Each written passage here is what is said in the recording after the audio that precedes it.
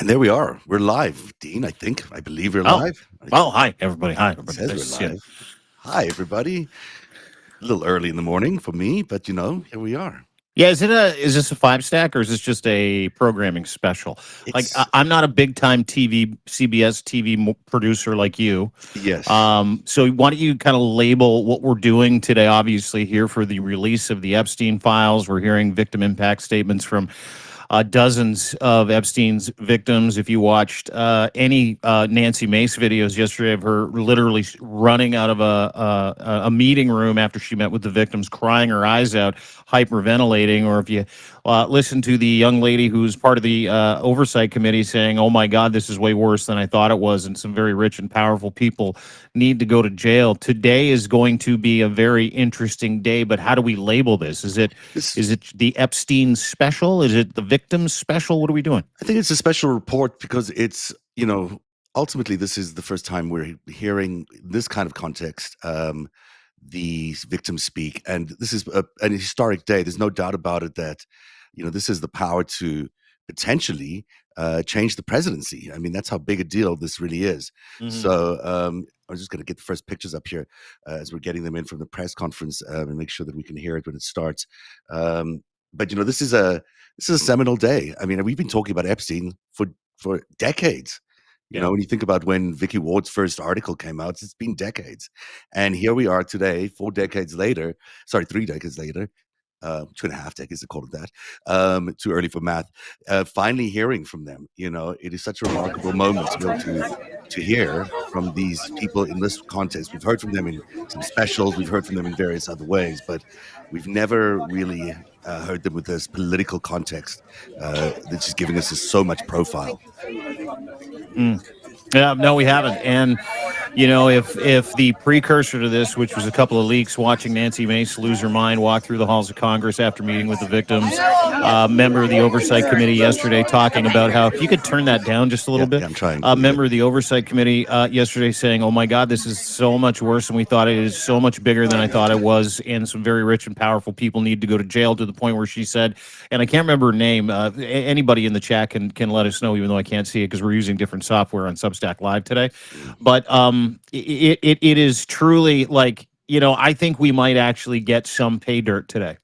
I think that some victims might actually be able to move some mountains today. I think that what was supposed to be a pedophile sex trafficking ring that died with the people who have already died, or the people that are currently involved in it, might come to life today in a big bad way. And when I say bad way, I mean a good way, because to your point, Donald Trump is losing his fucking mind over this press conference, and he's losing his mind over the Epstein files. And Rep. Ro Khanna, Thomas Massey, seem to think that they're going to be able to get their hands on the unredacted ones, to the point where Donald Trump literally put out a warning today to every GOP member in the Senate and the Congress, saying, "You ask for more shit, we are absolutely going to make sure we threaten you. So stop asking." And there's only one reason why he doesn't want people to know. And why don't we get to it right now, ladies and gentlemen? This is Rep. Epstein Khanna. presser. Okay. And if folks could just please calm down. People can speak when members of Congress are speaking. I just want to make sure that the victims and survivors are going to be heard today. I want to begin by thanking Brittany Henderson and Brad Edwards for their tireless work in the pursuit of justice. And I want to thank Sarah Drury on my team for working with them. Above all, I want to thank the survivors who are here today, whose courage and strength have brought us to this moment. I want to thank my co-lead, Congressman Thomas Massey, and Congresswoman Marjorie Taylor Greene, for standing with survivors here today. Today, as you can see, we're united in restoring trust in government. We're here not as partisans, we're here as patriots. We begin the work of bringing this country together, progressives, independents, moderates, and yes, MAGA supporters, to demand truth and justice. A nation that allows rich and powerful men to traffic and abuse young girls without consequence is a nation that has lost its moral and spiritual core. Americans are asking a very simple question. How is it possible that in the richest, most powerful country in the world, there are corrupt special interest forces, both foreign or domestic, that are preventing the release, that have a stranglehold on our government and are preventing the release of the full Epstein files? There is something that is rotten in Washington. Less than 1% of these files have been released. We are demanding today on the discharge petition that all of the files be released. We know we have 212 Democrats and we have 4 Republicans, courageous Republicans like Thomas Massie, Nancy Mace, who was so emotional yesterday after talking to the survivors, Congresswoman Boebert, and Congresswoman Marjorie Taylor Greene. We need just 2 more signatures to force the release. So we gather here on the steps of the Capitol to confront these corrupt forces. Today we stand with survivors. We stand against big money. We stand to protect America's children. That is really what this is about. I now want to bring up my Republican colleague, Thomas Massie. He has shown so much courage, so much leadership. And I saw some people, I say the same thing about Marjorie Taylor Greene. She has shown so much courage on this issue. I saw some people when I was coming here calling her names. We've got to stop that. We've got to stop the partisanship on this issue. This is an issue where they both have shown real courage and leadership, and I appreciate them joining us today. Congressman Massie. I want to thank my colleague Ro Khanna for co-leading this effort to bring transparency and justice for these victims. I hope my colleagues are watching this press conference. I want them to think, what if this was your sister? What if this was your daughter? When these survivors speak, the Washington establishment is asking the American public to believe something that is not believable. They're asking you to believe that 2 individuals created hundreds of victims and they acted alone, and that the DOJ has no idea of who else might have been involved, that nobody else did anything that rose to a criminal enterprise. The American people know that's not true. Now, the Speaker of the House just offered a fig leaf to my colleagues. They're going to vote on a non-binding resolution today that does absolutely nothing. I appreciate the efforts of my colleague, James Comer, who's leading the Oversight Committee. They may find some information, but they're allowing the DOJ to curate all of the information that the DOJ is giving them. If you've looked at the pages they've released so far, they're heavily redacted. Some pages are entirely redacted. And 97% of this is already in the public domain. So I'm calling on my colleagues. Be one of the next 2 who sponsors this discharge petition. I think it's shameful that this has been called a hoax. Hopefully today we can clear that up. This is not a hoax. This is real. There are real survivors. There are real victims to this criminal enterprise.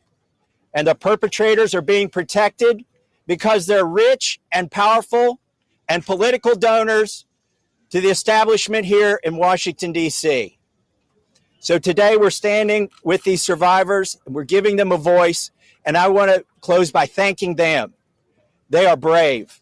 I hope they encourage other survivors to come forward and to tell their stories, not just of Jeffrey Epstein and Maxwell, but anywhere in the country. This is a message that we are sending. This is a litmus test. Can we drain the swamp? Are there people who are outside of the reach of the law? I don't think there should be. So hopefully today we'll get 2 more signatures on the discharge petition. That's all we need. And with that, I want to introduce the bravest woman in Congress, Marjorie Taylor Greene. I find it interesting that the 3 Republican co-sponsors are women. These are women standing up for women. And Marjorie was the first to do it. And I think she deserves all of our gratitude for breaking that barrier and leading the way for the other Republicans. Hopefully they can find their spines as well. And with that, I give you Marjorie Taylor Greene. Yes. Good morning. This is my 5th year in Congress, and this is the largest press conference that I've seen since I've been here. And this is because this is an issue that matters so much to Americans. This is an issue that doesn't have political boundaries. It's an issue that Republicans and Democrats should never fight about. As a matter of fact, it's such an important issue that it should bring us all together. It's grieved me to watch the arguments and debates take place among my colleagues and even the administration. I think this is something that was worth fighting for. You see, the women behind me are going to tell you stories that you've never heard before. These are unimaginable horrors that they've lived with for their entire lives since they were very, very young. But these are also similar stories that many children, teenagers, women, and even men are enduring nightmares right now as we speak. You see, these women have been fighting since the 1990s. I heard one woman tell us yesterday since 1996, and they have carried with them shame. But I want to tell you something. The shame does not fall on these brave, courageous women. The shame falls on every single person that coldly turned a blind eye to their abuse. The shame falls on every single person that enabled it. The shame falls on every single person that took money to continue it.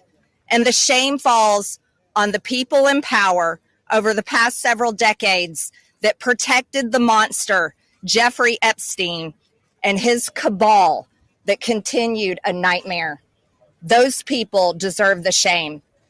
And today we are coming forward and we are going to fight like hell for these women, because we have to fight like hell for those that are enduring sexual abuse and are living in a prison of shame. Anyone that is being abused, it is not your fault. You should live with no guilt or fear or shame. All of the fault belongs to the evil people that do these things to the innocent. This is the most important fight we can wage here in Congress, is fighting for innocent people that never receive justice. And the women behind me have never received justice. And do you want to know why? It's because Jeffrey Epstein somehow was able to walk among the most rich, powerful people, not only in America, but foreign countries. Yesterday, I heard countries like Saudi Arabia, Russia, and even Israel, and other countries. The truth needs to come out, and the government holds the truth. The cases that are sealed hold the truth. Jeffrey Epstein's estate holds the truth. The FBI, the DOJ, and the CIA holds the truth. And the truth we are demanding come out on behalf of these women, but also as a strong message to every innocent child, teenager, woman, and man that is being held captive in abuse. This should never happen in America, and it should never be a political issue that divides us. And I want to thank Ro Khanna and Thomas Massie for doing something brave, crossing political boundaries for a very important fight. And I'm honored to join both of them. And I'm honored that Nancy Mace and Lauren Boebert signed the discharge petition along with myself. And I asked my Republican colleagues not to choose just one path for justice and transparency and accountability, but I asked my Republican colleagues to choose every path for justice and accountability and transparency. And with that, I'd like to bring back Congressman Ro Khanna to start this important press conference. Thank you very much. Thank you, Congresswoman Green, for your courage and for being here. And thank you again to Congressman Massie for co-leading it. I now would like to introduce two people who have been fighting this for decades. They haven't had their voice heard. The victims haven't been heard. They haven't just been on this in the last few months. They've been doing this in the wilderness for years, and they are really models of courage. Bradley Edwards and Brittany Henderson, who are the attorneys for the victims. Thank you for being here.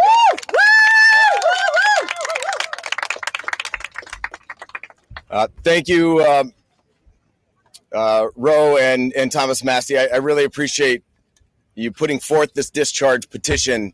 It's tough to understand that we have to be here because this doesn't seem like a partisan issue. This is an issue. Sex trafficking and sexual abuse transcends politics. We as Americans expect equal protection under the law, and there can be no doubt that Jeffrey Epstein received far greater protection than any of the victims that he abused for years.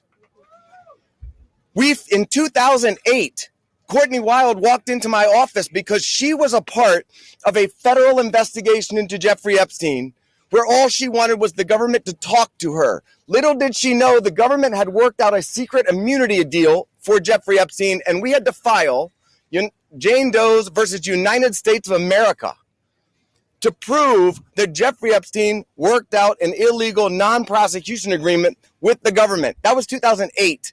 It took us 10 years battling the government pro bono for the judge to ultimately determine that the victims' rights were violated. The government has mistreated them after Jeffrey Epstein mistreated them. We then filed civil lawsuits against Ghislaine Maxwell, which has resulted in her being in prison. Our civil lawsuits led to her prosecution. We filed lawsuits against Jeffrey Epstein, against his estate, and against two financial institutions, JP Morgan and Deutsche Bank, that proved that they knowingly provided the financial infrastructure for a sex trafficking operation. Unfortunately, all of the documents and evidence that we have worked so hard to gather hide behind protective orders, confidentiality agreements, and bank secrecy laws. That is why this discharge petition is so important. While we have seen the documents, you haven't. And when you see the documents, you're going to be appalled. And the American people deserve to see everything. When you sign this discharge petition, it should mean nothing is off limits. That means the documents in the possession of the CIA should be made available. Those in the possession of the FBI going back decades should be made available. The SEC, financial records in the possession of FinCEN should be made available. Everybody knows that evil flourishes in the darkness. Corruption flourishes in secrecy. It is time right now to make a difference for the women that are behind me right now. They have been courageous and fought through this whole thing. Whether you're a Republican or you're a Democrat, this one is an easy call. You're an American who cares about equal rights and equal protection under the law. If you care about these women, if you care about our country, and you care about this issue, this should pass with flying colors. I really appreciate everybody being here.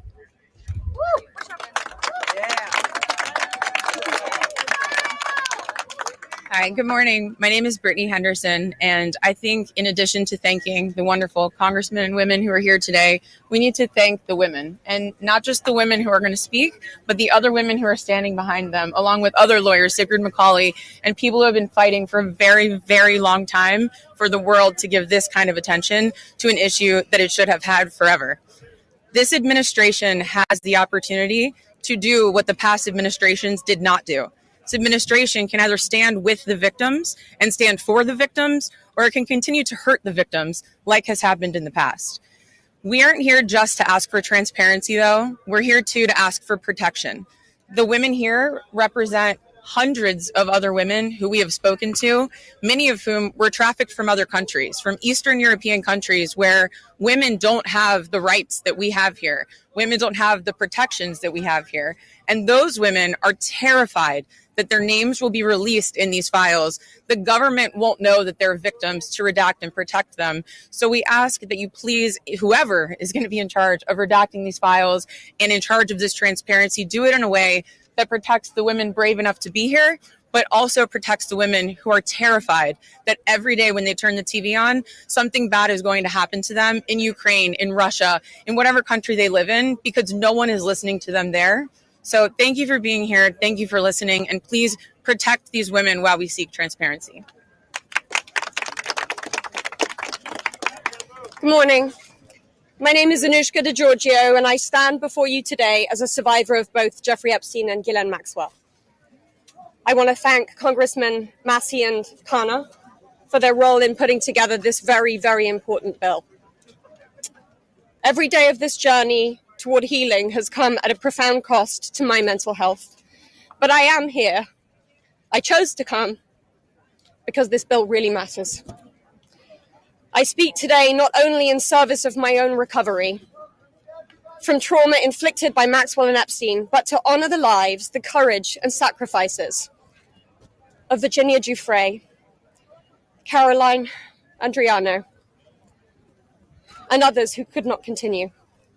Their voices mattered. Their stories must not be forgotten. Accountability is what makes a society civilized.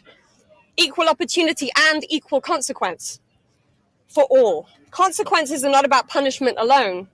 They exist to deter future harm, to protect vulnerable, and to set a standard of justice.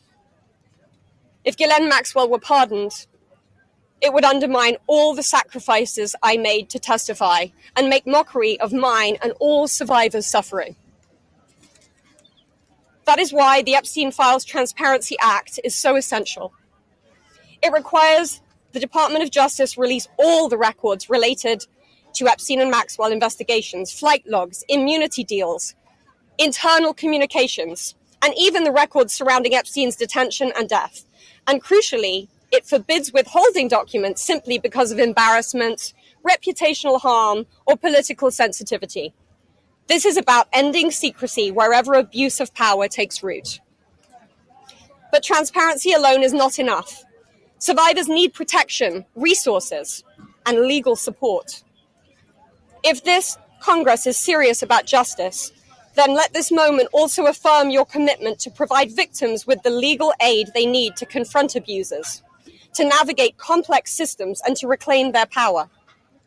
Transparency must be matched by support, or else too many victims will remain silent out of fear and lack of access. The statistics demand action. Nearly 1 in 5 women in America will experience rape or attempted rape in her lifetime. Every 74 seconds, someone is sexually assaulted. Every 9 minutes, that person is a child. These are not numbers, they are people. They are your daughters, your sons, your constituents, your friends. Statistically, 1 in 5 of your families will face this nightmare. The days of sweeping this under the rug are over. We, the survivors, say no more.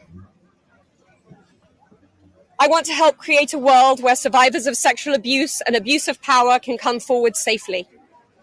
And I ask Congress to join me in that effort, not only by passing this bill, but by ensuring that those who step forward have legal support to face their abusers and see justice done.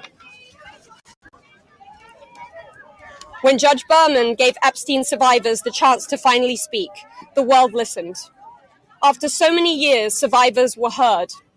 That moment was historic, and so is this moment. For me, the turning point was when I had my daughter, and on the day she was born, I knew I had a responsibility to protect her and to protect all children.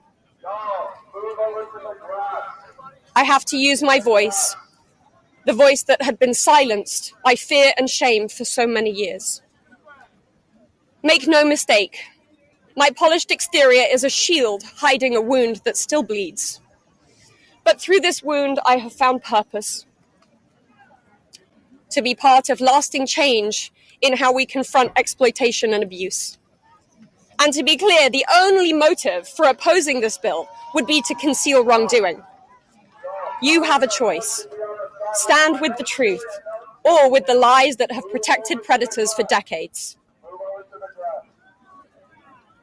I am no longer weak. I am no longer powerless. And I'm no longer alone. And with your vote, neither will the next generation be. President Trump, you have so much influence and power in this situation. Please use that influence and power to help us, because we need it now and this country needs it now. Thank you.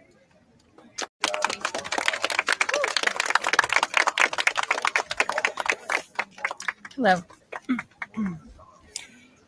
My name is Annie Farmer, and I was 16 years old when I was flown to New Mexico to spend a weekend with Epstein and Maxwell. That same year, 1996, my sister, Maria Farmer, reported what happened to me there, along with reporting her own assault at their hands and their theft of sensitive photos of herself, of me, and our younger sister that she had taken for her work as a figurative painter. I am now 46 years old. 30 years later, we still do not know why that report wasn't properly investigated, or why Epstein and his associates were allowed to harm hundreds, if not thousands, of other girls and young women. We have never been told whether those images were found when they discovered a large amount of child sexual abuse material on his property. As a psychologist, I understand that when the systems meant to protect us recreate the abuse cycle, the betrayal that occurs can be just as damaging as the original trauma. This happens when survivors of these crimes are not believed, when our well-being is not weighed as heavily as those who have more resources or more privilege, and when perpetrators of these crimes are given a platform rather than the survivors of them. For so many years, it felt like Epstein's criminal behavior was an open secret. Not only did many others participate in the abuse, it is clear that many were aware of his interest in girls and very young women and chose to look the other way because it benefited them to do so. They wanted access to his circle and his money. Their choice to align with his power left those of us who had been harmed by this man and his associates feeling very isolated. I could never have imagined being here today and this chorus of support that we have all received. I have been sent so many notes and messages from people with no direct connection to this case who've expressed their solidarity with us. And I believe that is because, in part, as Anushka explained so well, this is an extremely widespread issue of child sexual abuse, of sexual exploitation, of sexual violence. This affects almost every family in some way. From my conversations with women in these last few days and from all of the support that we've received, it's very clear to me that we are not going away, we are not going to be quiet, and we are not going to give up. And I ask the American public to stand with us and not give up. At a time with record high levels of distrust in our institutions and a perception that there are two Americas, one for those with power and privilege and one for everyone else, passing this Epstein transparency bill is one important step that can be taken to prove to Americans that the government does not side with sexual perpetrators. A thorough public review of this information is an important step in preventing the type of systemic failures that have occurred in this case and harmed all of us. An important step towards healing for those involved. Thank you.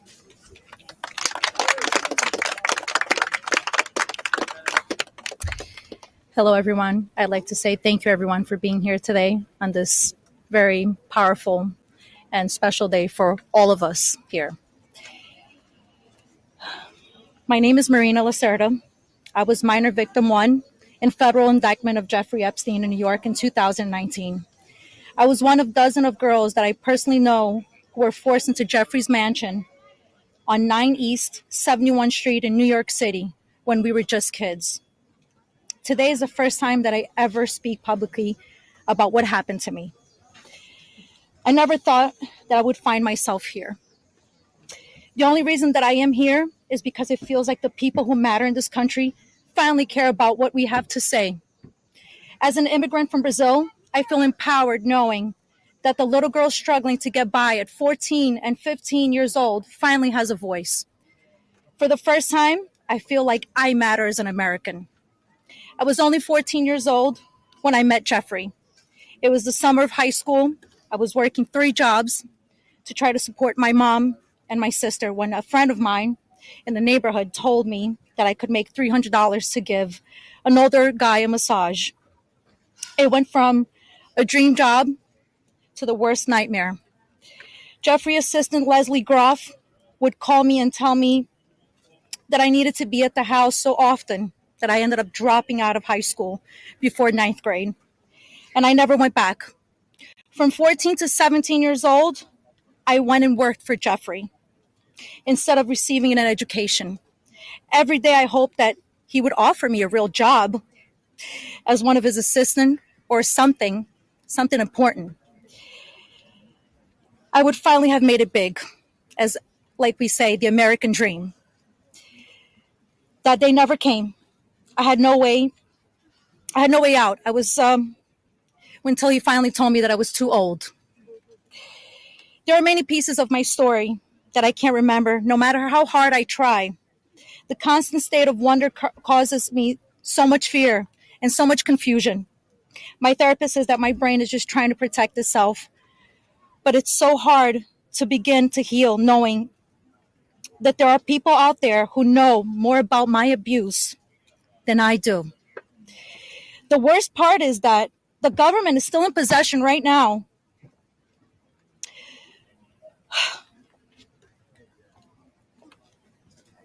of the documents and information about that could help me remember and get over all of this, maybe, and help me heal. They have documents with my name on them that were confiscated from Jeffrey Epstein's house and could help me put the pieces of my own life back together. But I don't have any of it. And I know the same is true for many of these women.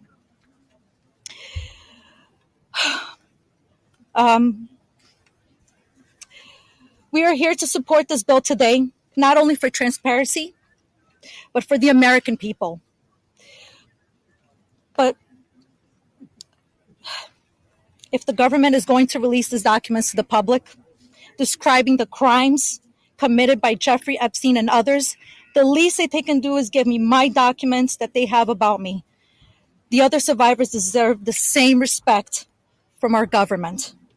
While identifying information must be redacted to the public, it is equally important to provide the victims themselves with unredacted information. I will never forget when the FBI agent showed up in my door in 2008. Jeffrey Epstein hired a lawyer to represent me, or more like to represent him, I like to say. I couldn't ask any questions, and I had no idea what was going on. I was terrified. Until today, I think most of us are still terrified. I thought somebody was going to kill me. I thought something was going to happen to my sister or my mother. It went further out to even maybe thinking something would happen in Brazil with my family. And then one day, the lawyer said that everything was just going to go away. Like nothing happened. I didn't need to testify.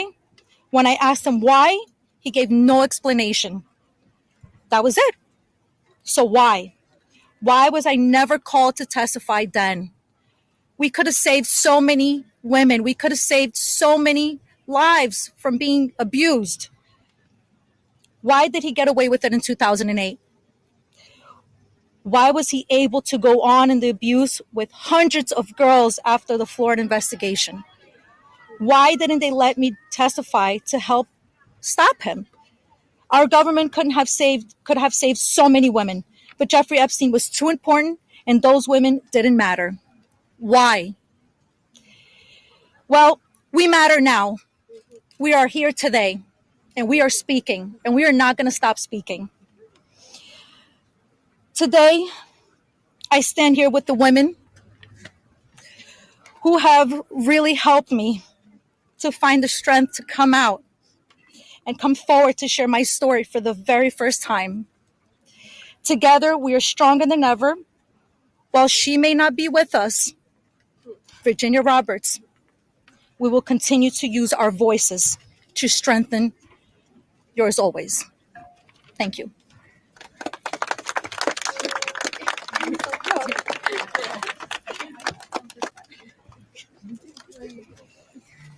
Hi, my name's Courtney Wild.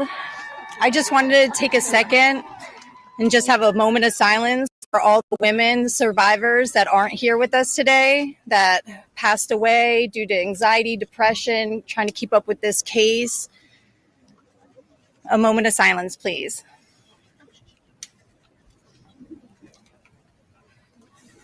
Thank you. My name is Courtney Wild. I was only 14 years old when I was introduced to Jeffrey Epstein by a 13-year-old friend of mine. The details of the abuse that he inflicted on me for years is not important today, In 2028, I was cooperating with the federal government in the investigation of Jeffrey Epstein. They sent me a letter telling me to be patient because this was going to be a lengthy investigation, but at the same time, they refused to talk to me and tell me what was going on. So I hired an attorney, Brad Edwards, because I was hopeful to get some answers. When I walked into his office at 19 years old, Brad sued the government for refusing to tell me what was going on under the Crime Victims' Rights Act. The only reason anyone ever found out that the government had already given Jeffrey Epstein immunity through the non-prosecution agreement was because our lawsuit forced the government to tell us. Otherwise, nobody would even know that today. Sometimes it's hard to believe that I had to sue the United States just to learn that my abuser was given immunity. I started as Jane Doe, but I decided I was proud enough to take on our country, and I was on the right side of history.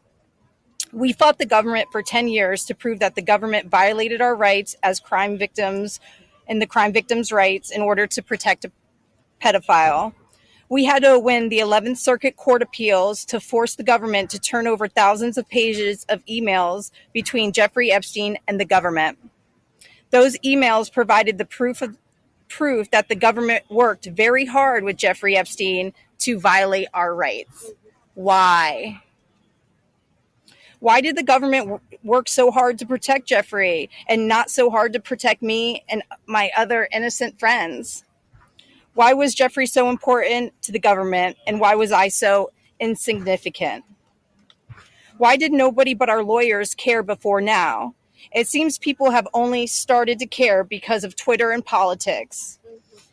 But I would like to say this has nothing to do with politics. This is not a blue thing or a red thing. This is an everyone thing. We can all agree on this. The injustice that has happened here. Multiple, over and over. Everybody that talks about this just seems to make it worse. We need transparency. It's time for us to see beyond the curtain. Why was Jeffrey Epstein so protected? Who is still being protected? And who protected them all so the world can understand how Jeffrey was able to abuse so many of us for so long? I was lucky to have Brad Edwards, Brittany Henderson, and Paul Cassell take on my case pro bono and fight fearlessly over 20 years' time.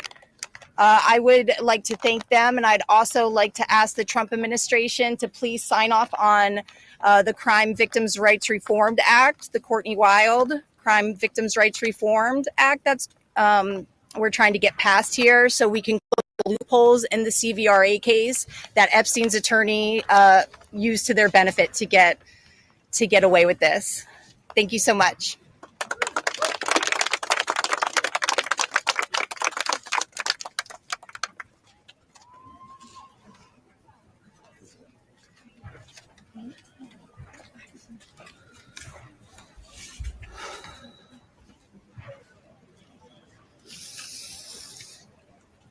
Good morning.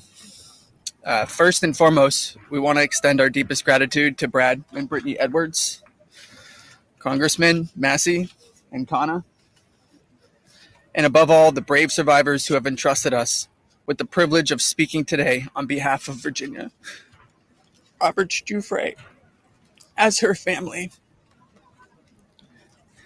We are here today because we support H.Res.581, the Epstein Files Transparency Act, in its entirety. But as much as this bill is about shining a light on truth, it's not just about the bill. This is about justice. This is about survivors. This is about justice against the rich and powerful who have stolen something from these women and many children at the time, their freedom. The freedom to live their life without mental and physical scars that have been inflicted upon them by those who thought they were untouchable. The same freedom that these monsters took from these survivors, they should never be afforded. They should never be allowed to continue their lives with impunity. Let's be clear. This is not a political issue. This is not about left or right. This is about humanity. This is about doing what's right. And this is about ensuring that the future we leave behind isn't one where the powerful can hide behind their wealth, their influence, and their money to evade justice. Our plea to you, whether you're a dad, a mom, a brother, or a sister, look your young ones in the face. Look them in the eye and tell them you didn't stand against the very people who raped, molested, and preyed upon children and young women. Tell them you were willing to negotiate a deal. Money should never be what makes something right or wrong. If you vote no, your stance will be clear. You will be choosing to stand on the side of the rich and powerful, allowing money to buy your way out of the consequence.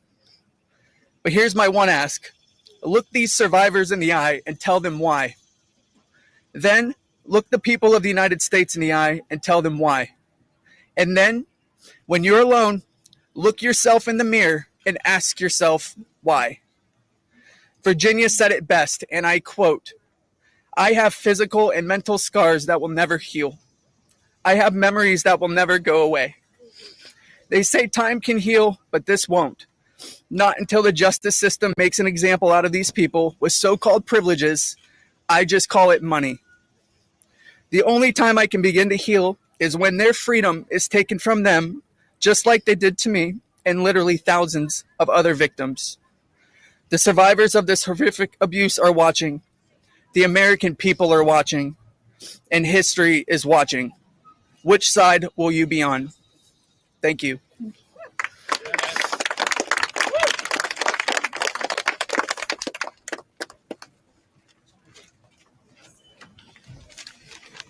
Hello, my name is Jenna-Lisa Jones, and I was only 14 years old when my friend brought me over to Jeffrey Epstein's house in Palm Beach in 2003.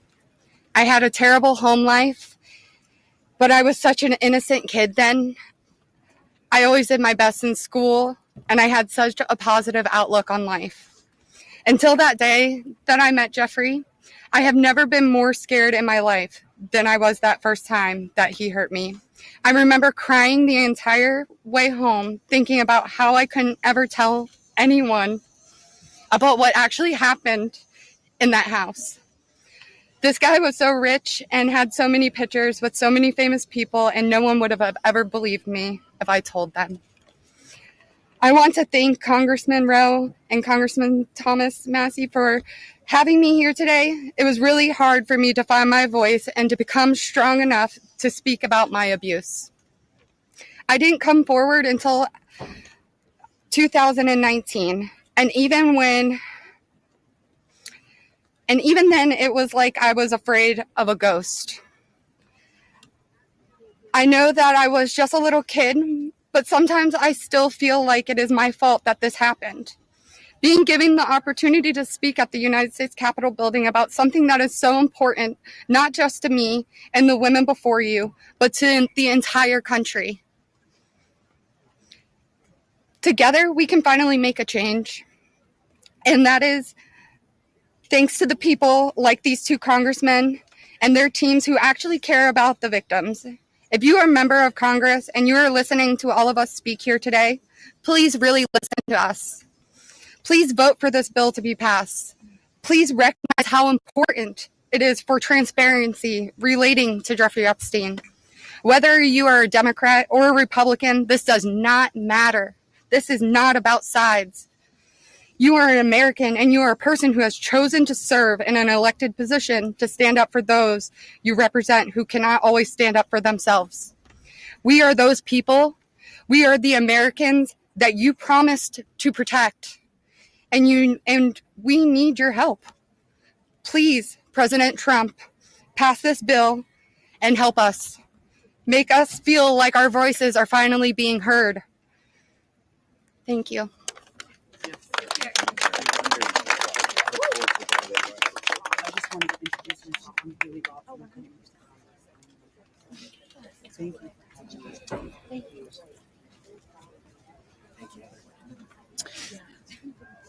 Good afternoon. My name is Haley Robson. I was a 16-year-old high school student athlete who made good grades and had high aspirations for college when I was recruited and asked by a classmate of mine alongside with a 20-year-old male if I wanted to give an old rich guy a massage. But what high school girl would not want to do that? That day changed my life forever. And when I got into the massage room, Jeffrey Epstein undressed and asked me to do things to him. My eyes welled up with tears, and I have never been more scared in my life. When it was over, he paid me $200 and requested in exchange that I bring a girl each time to make another $200.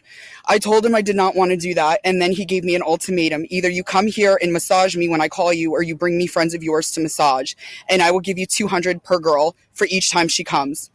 I felt and hoped to never hear from him again, but he called me every day. He was so wealthy and powerful, and he would not let me go. I felt I had no choice. If I disobeyed him, I knew something bad would happen. So knowing I did not want to be sexually abused, I started to bring him other girls from my high school, and he paid me $200 for bringing them. I just hoped each time it would be the last time.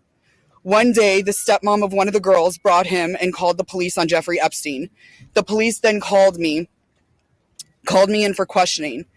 I had told them the truth despite the fact that I was a teenager and a minor, and I was able to tell the police the names of all the other victims. The police treated me like a criminal. I had, by this time, had turned 18. I had been with Jeffrey since I was 16 and for 2 years. So they had told me So they told me I was going to be arrested. My name was then distributed to the press as a co-conspirator of my abuser, who I detested. My entire world was crashing in around me, and I started being threatened and bullied, till this day still receiving death threats. I was singled out and for many years had to suffer a smear campaign of lies about me because of the way that I was portrayed by the press. The press made me out to be a predator when I was just a 16-year-old little girl who was sexually abused by a powerful man and an evil man. For years, I had no friends. My boyfriend was murdered, and there was nowhere to turn. The government, after investigating more, learned that I was true a victim, but the damage was done and it was too late. There was no way to undo the harm the press had caused me. In 2019, I met Brad Edwards and Brittany Henderson. They changed my life, and they believed in me and have helped me to finally heal.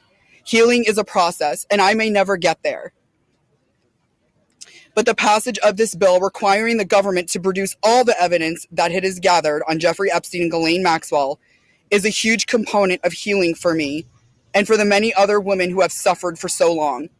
For many reasons. First, we and the rest of the world need answers. Why was he so protected? And why didn't anyone ever care to stop him? It doesn't take a brain surgeon to know that if he is spending thousands of dollars a day paying high school girls he abuses and had a lot of access to cash. I learned through my attorneys in the JP Morgan class action case that there were years when his staff withdrew over $1 million in cash a year. Was that not a big enough red flag? There were wire transfers to other victims, and the government did not protect us. The banks did not protect us. So lift the curtain on these files and be transparent. Every single time a new conspiracy gets circulated in the media, whether he is still alive, what powerful person had him murdered, who was on the Epstein client list, and there are names going around on TikTok and Instagram, we, the survivors, are suffering. We take our kids to school and everyone is talking about it. We can't read the news or do anything without hearing crazy stories that are only able to live on because the government continues to hide the evidence and the truth. So people just make up stories. Those stories hurt. They hurt real people who have already been hurt. And we have lost so many Epstein victims to suicide, and maintaining the real truth in secrecy only allows for conspiracy theorists to tell lies that drives up our anxiety and fears and will continue to lead to more pain, more suffering, and honestly, more deaths of innocent victims. It's time you do is right by us. unseal all the documents. We are requesting transparency, and I am requesting every congressman and woman that goes against this bill be outed. I want to know. Thank you.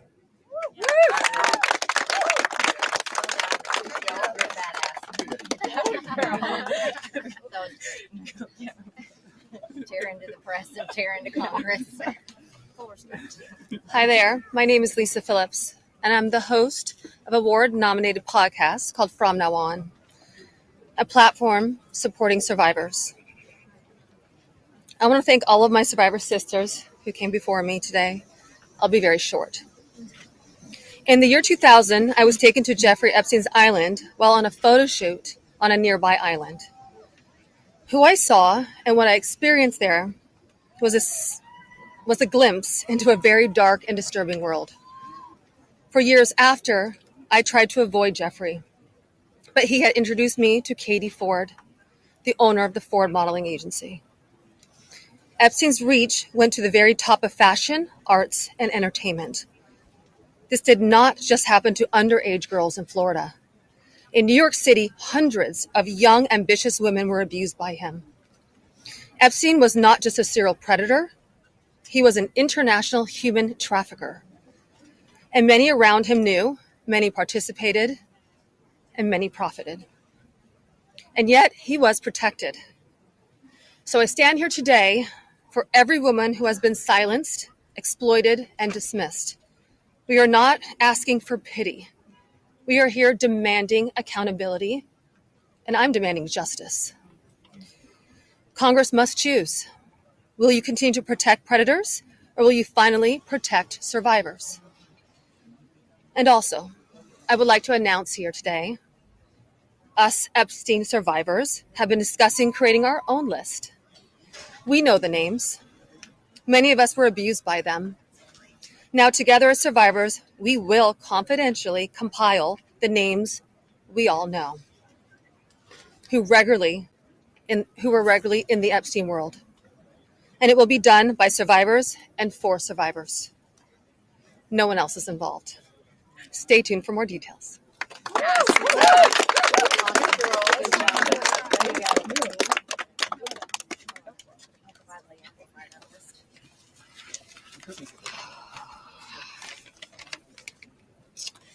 Hello, my name is Shantae Davies, and I'm here before you today as a survivor of decades of pain, trauma, and betrayal at the hands of Ghislaine Maxwell and Jeffrey Epstein, and the people who enabled them, and a government that for far too long refused to help. In 2002, I was living in California, a young woman with high aspirations of becoming an actress. I was already beginning to make a name for myself in the industry. A person I trusted, someone I thought was a friend, invited me to meet a powerful woman who could help advance my career. That woman happened to be Ghislaine Maxwell. I was asked to give her a massage, though I had almost no experience, and when I did, she praised me and promised introductions to someone enormously powerful, someone who could change the course of my life, and that man was Jeffrey Epstein. At first, I was an excited young woman on top of the world. Epstein flew me to his private island. He listened to my dreams, promised to help, but his promises came with a catch. The abuse began. He told me to keep it secret. He manipulated me with quid pro quo I did not consent to, but I felt I had no one to turn to. He was too powerful. I was just one of the many young women trapped in his orbit. I was even taken on a trip to Africa with former President Bill Clinton and other notable figures. In those moments, I realized how powerless I was. If I spoke out, who would believe me? Who would protect me? Epstein himself was the most powerful leader of our country. Epstein surrounded himself, with the most powerful leaders of our country and the world. He abused not only me, but countless others, and everyone seemed to look away. The truth is, Epstein had a free pass. He bragged about his powerful friends, including our current president, Donald Trump. It was his biggest brag, actually. And what I endured will haunt me forever. I live every day with PTSD. I live as a mother trying to raise my child while distrusting a world that has betrayed me. This kind of trauma never leaves you. It breaks families apart. It shapes the way we see everyone around us. But one thing is certain, unless we learn from this history, monsters like Epstein will rise again. There are files, government files, that hold the truth about Epstein, who he knew, who owed him, who protected him, and why he was allowed to operate for so long without consequence. Why was Maxwell the only one held accountable when so many others played a role? Why does the government hide this information from the public? This secrecy is not protection, it's complicity. And as long as the truth is buried, justice will remain out of reach. That is why this bill matters. Passing it will, bless you, ensure that the suffering of survivors is not in vain. Passing it will bring accountability, transparency, and prevention. It will help protect the next generation of predators who seek to place themselves above the law through wealth, influence, and connections. This is not just my story. It is about every survivor who carries invisible scars. It's about the weight we live with daily. It is about the families broken and the futures stolen. So I ask you, President Trump and members of Congress, why do we continue to cover up sexual abuse and assault? Who are we covering for? Let the public know the truth. We cannot heal without justice. We cannot protect the future if we refuse to confront the past. Thank you.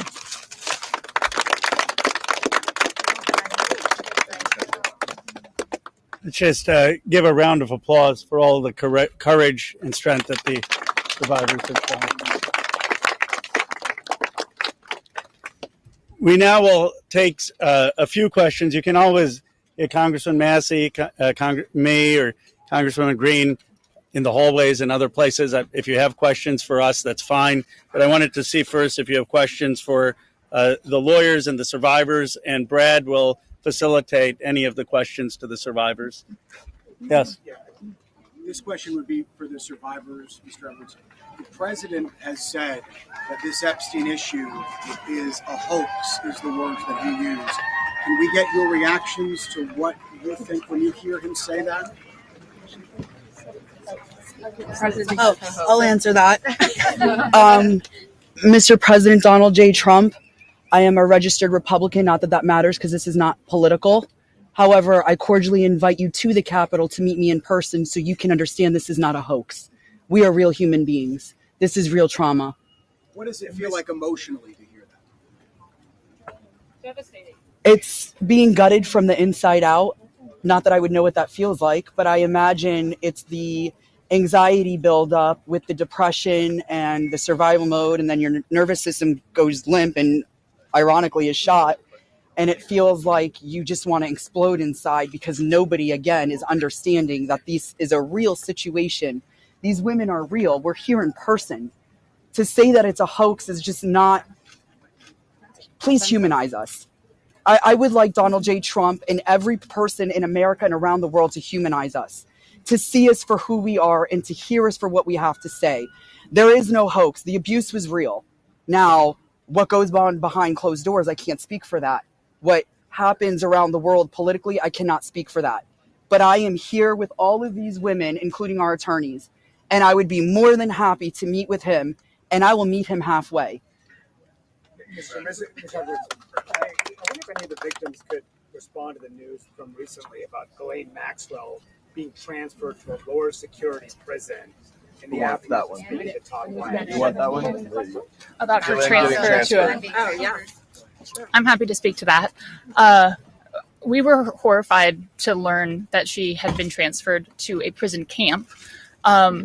She is someone who was found guilty by a jury of sex trafficking. She not only, we often hear that she procured women for Jeffrey, which I think is a very sort of polite and minimizing term. She also participated in the abuse. She was a major architect of the scheme. And the fact that she has painted herself as a victim, I think is disgusting. And it was horrifying, I think, to us that we were not told about her prison transfer. We found out about it in the news. Mm-hmm. 1 minute, I think Anushka maybe. So, Anushka DeGiorgio, I testified alongside Annie at the trial of Ghislaine Maxwell. I was horrified when I found out not only had Ghislaine Maxwell been transferred to what's called a low security. It's really is like a holiday camp, and And then afterwards, I got a notification from the Department of Justice telling me that this was going to happen when it had already happened. This woman abused children.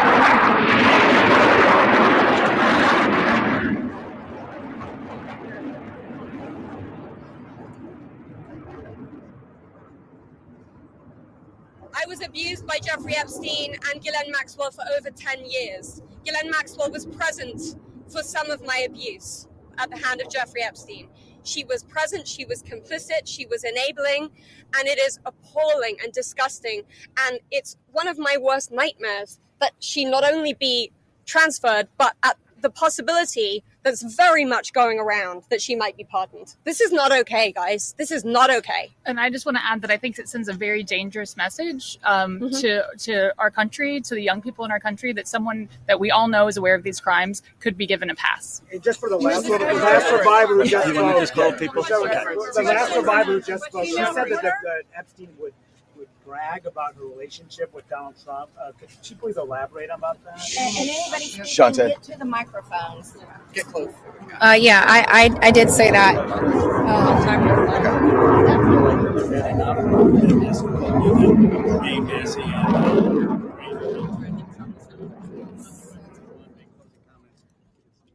My first trip to the Palm Beach residence, I drove there from the airport with Ghislaine Maxwell, and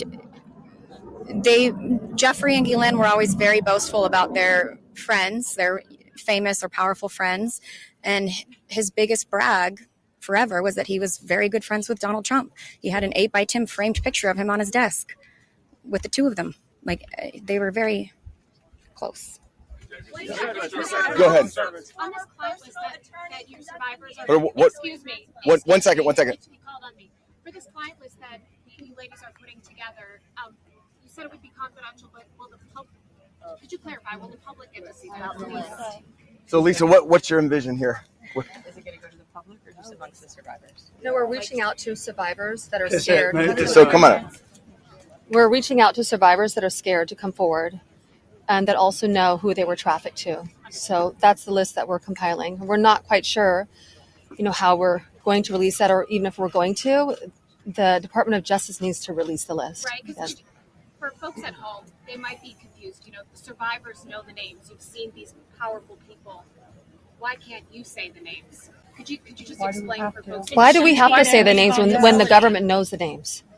And we're also scared to do so. Look what's happened to so many of the survivors that have revealed names. Yeah, I find the question about the bill. I think it's also worth saying that having represented, I think, between our firm and Boyce Schiller, hundreds of victims, and we've talked to them about the various people that they were farmed out to. So we've created somewhat of a list. Most of these individuals, the victims, are very scared to say these names because they could get sued, they're going to get attacked, and nobody protected them the first time. And that was against one person. So is there a list? There is a list, but just to dispel kind of the common theme here, every one of these women was abused by Jeffrey Epstein, and his scheme was to personally abuse women. When they reached a certain age, he did farm a section of them, some of them, out to some of his friends. That doesn't mean all of his friends. With that said, I'm more than happy to assist in helping create the list behind the scenes and see what we do with it. But if someone's interested, Go ahead. Hold on. I think if someone's interested in prosecuting, they may have something different to say about sharing a list, but they're not sharing a list for nothing to happen. And that's the experience that they've had for all of these years. Yeah, Thank you all. We're waiting to see the fate of this discharge petition right now as we're here. The speaker and others have said that the people he met with yesterday had concerns about your names being released if this bill were passed. And some people I talked to today are not signing the discharge petition because they say you don't want them to. Can you clarify if that is accurate? Do any of the survivors here not want the bill to pass? Yeah. First of all, our legislation, Ro Khanna and I went through this. We talked about this, and we were very careful to make sure that there is an exception so that personally identifiable information, not just their names, but anything they could be identified by, would not be disclosed. And can you speak to that as survivors yourself? Just I think all of them are on the same page. That they want everything released. Yes, they unequivocally redact personally identifying information and release everything else. Okay.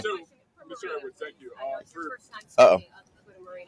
Yeah, sure. Marina, you have stayed silent for so many years. Today, this is the first time, if you understand correctly, you have never before gone public with your story and to share this. Can you help us understand why today, why now, and why here? Well,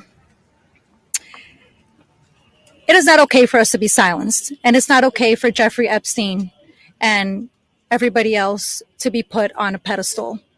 I think everybody needs to hear from us because we know what went on, right? And there is not only me who's been silenced, there are hundreds of women that are silenced. My hope is to stop this abuse for the future, right? For people that are coming up, for women. My daughter, for example, these women have daughters. They most definitely don't want that anymore. And I think mainly this is therapy for all of us too. You know, we want to be heard. Nobody also has never asked me to speak. That's also another thing. So I can say for all of us here, we are here. We want this bill to pass. It is very important. Okay. And we need transparency. We are tired of looking at the news and seeing Jeffrey Epstein's name and saying that this is a hoax. We are tired of it. We are done. We're not going to be silenced. And I hope that my voice will bring other survivors and other victims to come along and speak up so that we can be more of a stronger voice and louder. And so what is your message to President Trump on this? I don't want to send a direct message to him. I'm already scared enough. Yeah. Just pass the vote. Listen to us. This is not a hoax. Like, it's not going to go away. And like I said on my speech earlier, we're not going to be silenced anymore. We will be speaking moving forward wherever we need to be. We will be, and we need to pass this. Go ahead. Thank you, sir. Jordan Conrad, Gateway Pundit. For years we've heard that there was an Epstein client list or some kind of list. Now we hear from DOJ that there's no list. But across victims, what do you guys think? I know you're working on your own list, but do you believe that Jeffrey Epstein had a list? Yeah. So there's not a list. Yeah. So here's what it was. Just like you heard everybody today, Jeffrey Epstein created through an organization of enablers, of people that were on his payroll. It was a complicated scheme where others should still be investigated because they helped to enable him and operate this scheme. Without those people, he could not have done this. But the purpose was for him to personally abuse people. With that being said, certain of his friends, he farmed out certain of the women that he was exploiting too. But that wasn't the primary purpose of that scheme. And I don't think he wrote the names of those people down. There's not a list of, hey, here's all of the people that I sent females to. That's just not how that organization worked. Mr. Edwards, Agreed? is there any evidence that Jeffrey Epstein was involved with or tied to the CIA or a foreign intelligence operation? I think that the safest thing for me to say is all files should come out, whether it is with the CIA, FinCEN, SEC, FBI. I'm not just making these up haphazardly. I'm giving you a roadmap where to look. Go ahead.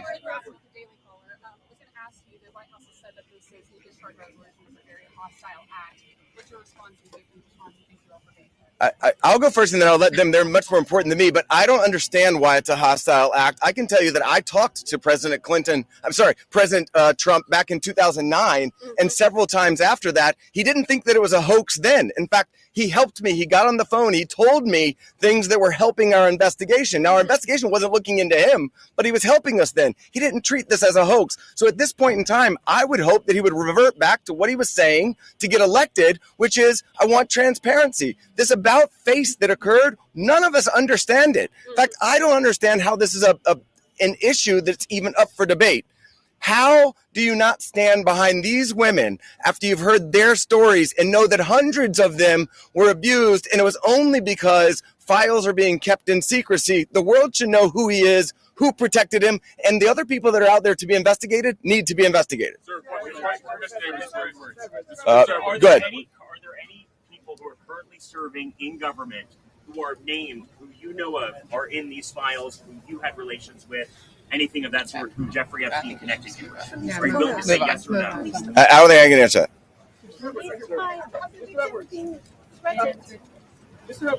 Sorry.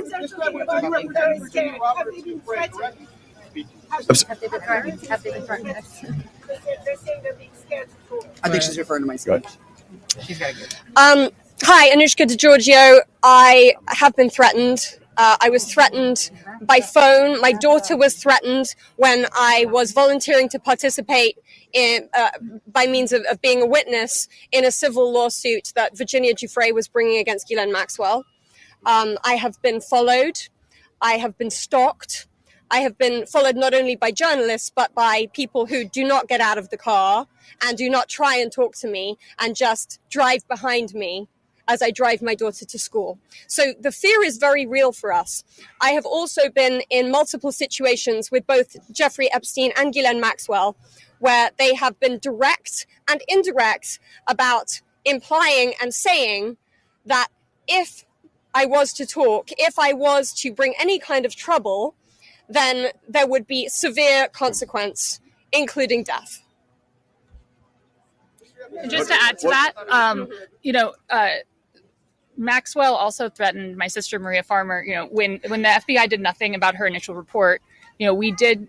She reported individually at that time, and then in 2002, we spoke to a reporter at Vanity Fair, telling our stories, fearful that perhaps other people were being harmed. We were not.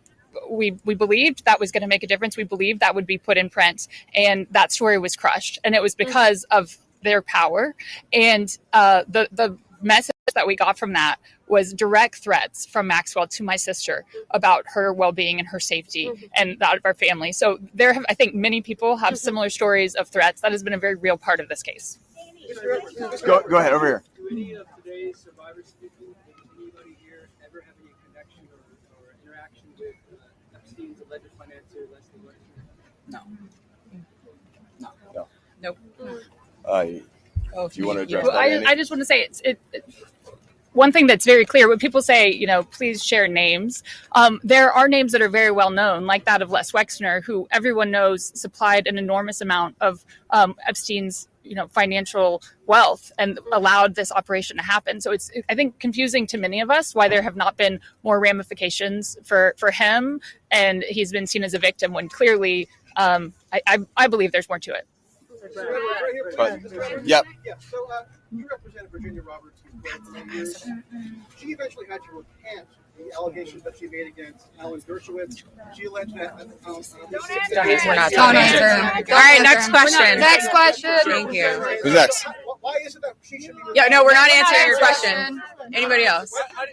Go ahead. How did the victims feel about the interview that was given to Ghislaine Maxwell? There's a woman trying to say something. That's better. Okay, ma'am, I think that you had a question. We're not good. Thank you for voting my question. Oh my God. About the existence of the Epstein proof book. Have you yourself in the post litigation seen it? I don't know that we're able to reveal what we've seen and what we have not seen by way of protective order. But my point being in that circumstance was, if anybody wants answers, there's an easy place to get it. I told you where to get it. I said the estate of Jeffrey Epstein has it. Serve a subpoena on them. They'll turn it over. And if we had served a subpoena on them in the past, they would have turned it over and we would have seen it, which I don't usually miss subpoenas like that. So there we go. Go ahead. Let me just say one thing on that. To your question about the allegations, there's a simple answer. Release the files. Let the American public decide. Instead of harassing, I gave you your say. Look. You're hired by Dershowitz.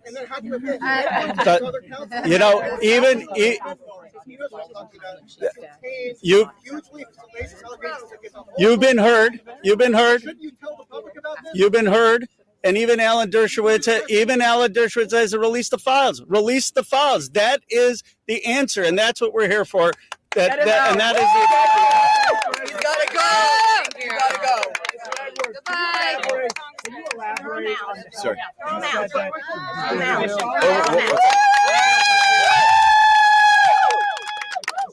Yeah. You said that Donald Trump gave you help in 2009.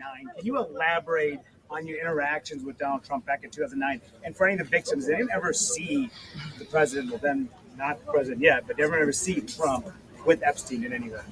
I don't know who's. I don't think that we can answer that question. Did anybody see Trump with Epstein back then? This is really not a political thing. We want the passage of the bill, and this is not to call out President Trump.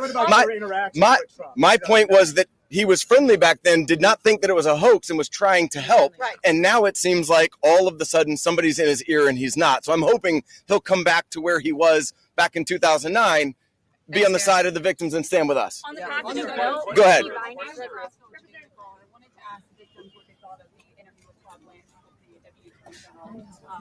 Did you answer that? Do you want to answer it?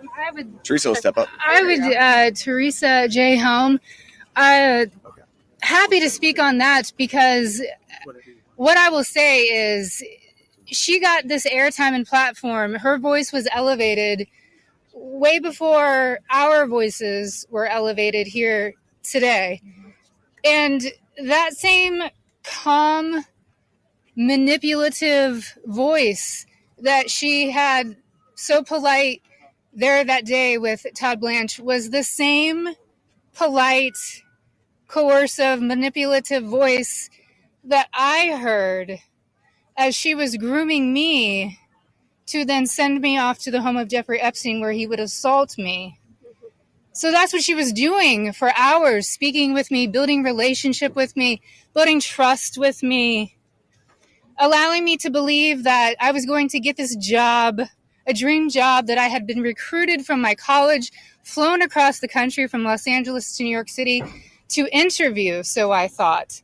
So her voice that day was the same voice that sent me off to a monster.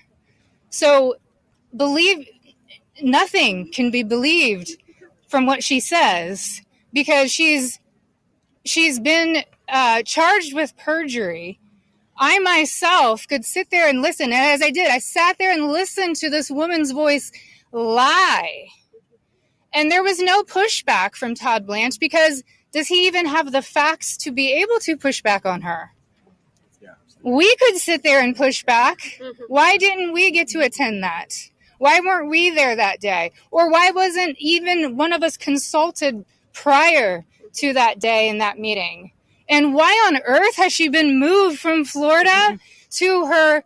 It basically is prison spa. I mean, let's be real. None of us were consulted. I found out, just like everyone here found out, through the media, through all of you. We found out about Ghislaine's transfer.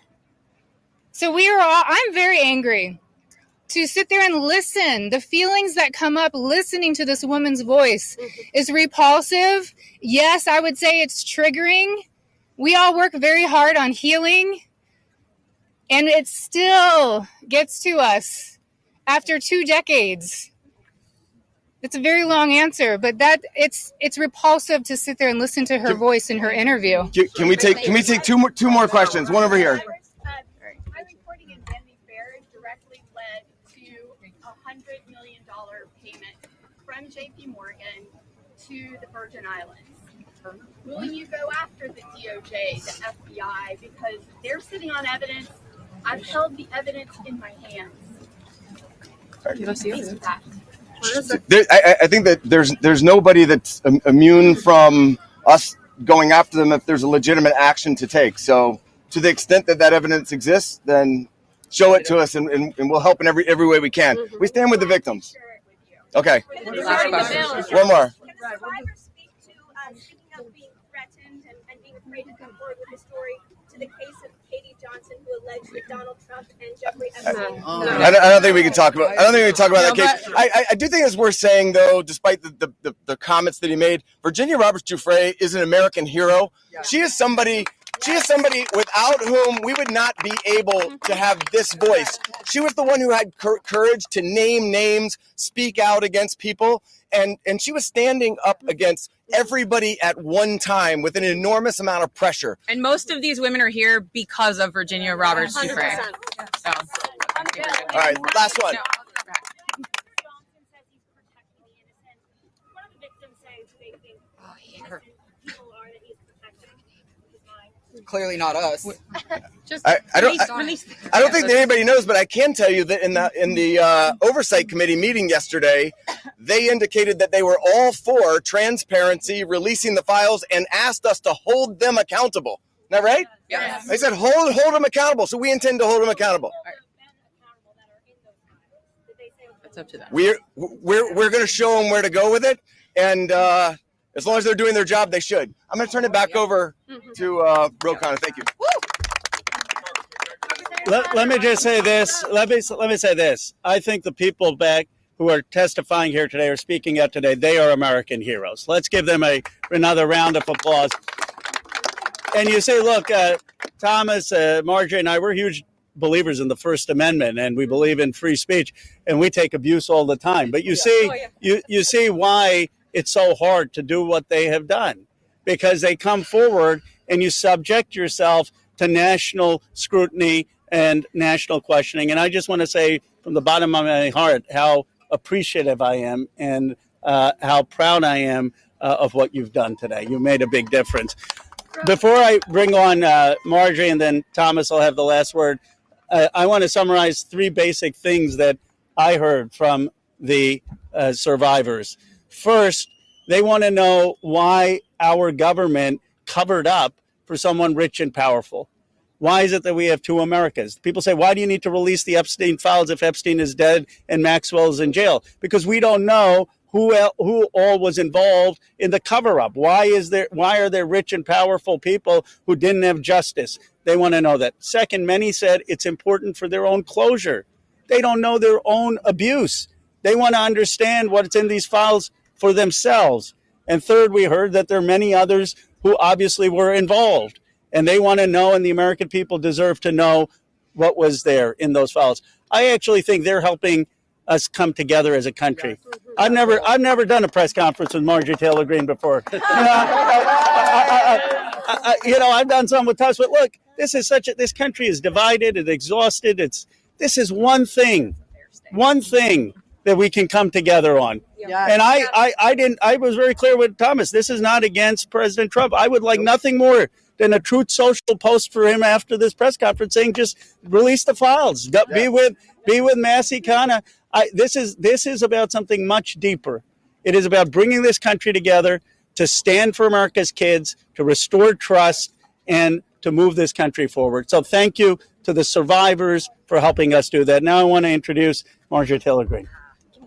Thank you. Thank you. For everyone watching at home, I think it's important to put yourself in these women's shoes. As you're questioning, why can't they just name the names? What you don't realize is they just told their stories of being raped and being abused, being victimized, being manipulated, being coerced, and basically held in a prison of captivity of sexual abuse while they were young teenagers and extremely young, vulnerable women. And in Jeffrey Epstein's home and the places they went with him, they saw the most powerful people in the world in his pictures, and they saw him with those people. Can you imagine how terrifying it would be to name names like that? These are some of the richest, most powerful people in the world that could sue these women into poverty and homelessness. Yeah, it's a scary thing to name names, but I will tell you, I'm not afraid to name names. And so if they want to give me a list, I will walk in that Capitol on the House floor and I'll say every damn name that abused these women. I can do that for them, and I'd be proud to do it. Now, another thing, this is not about politics, and this is a boiling point in American history where the American people, just like Ro just said, there's become two Americas. There's the America for the rich and the powerful and the elite, where they never face any struggles or problems and never experience what real America goes through. And then there's forgotten America that faces all the problems and deals with all the issues and never gets justice for being sexually assaulted and raped by a monster. It shouldn't exist anymore, and people are sick of it. So let's recognize the fact that the administration before and the one before it and the one before it and the one before it and before it never did anything about this. So this isn't one political party or the other. It's a culmination of everyone worked together to silence these women and protect Jeffrey Epstein and his cabal. And this is not just rich, powerful people. Think his drivers, his maids, his chefs, all the people, people that worked in his home, security guards. I heard one story from a young woman that was being raped by Jeffrey Epstein when he was out on work release while he was serving time in prison and had an ankle monitor on his leg. Guess what? There was a police officer outside that door. So this list of names is quite a list of names, and it doesn't extend just in the rich, powerful circles. It extends down to the very bottom where people were paid. And again, I will say this, there's victims suffering today in similar circumstances, and they're terrified to name the names of the people that are currently abusing them. And so with these brave, courageous women fighting this fight, this is a fight for women and children and any person that is facing sexual abuse and rape and captivity and human trafficking right now. And so here's what I ask you in the press. Don't go for salacious headlines. Go for the truth and defend these women and help those of us in Congress that are crossing our political party lines for doing the right thing and trying to do it together. And thank you, Ro, and thank you, Thomas. And now I recognize Thomas Massey from Kentucky.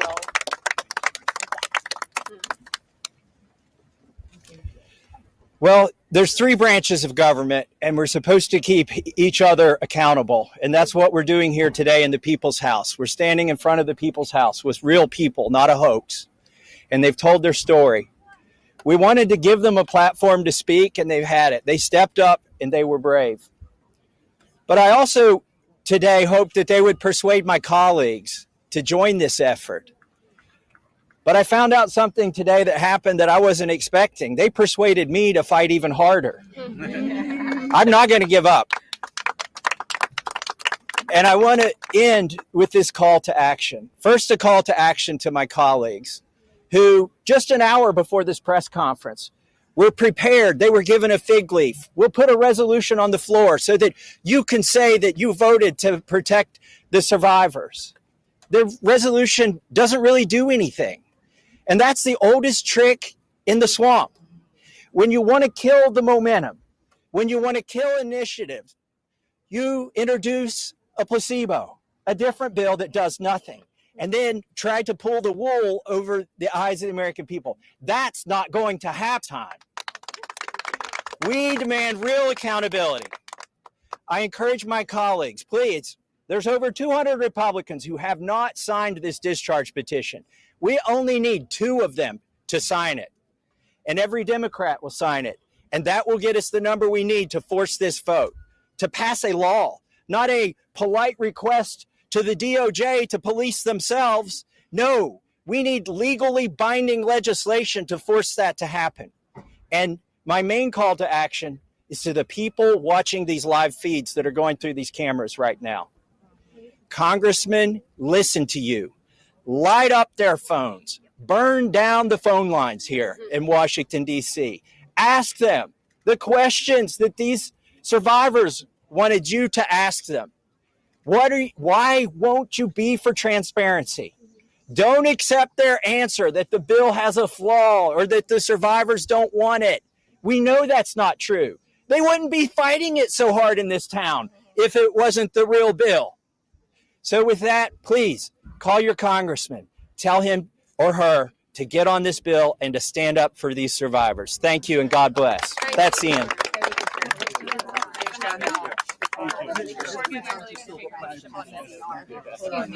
Thank you guys very much. This is unbelievable. Thank you so much.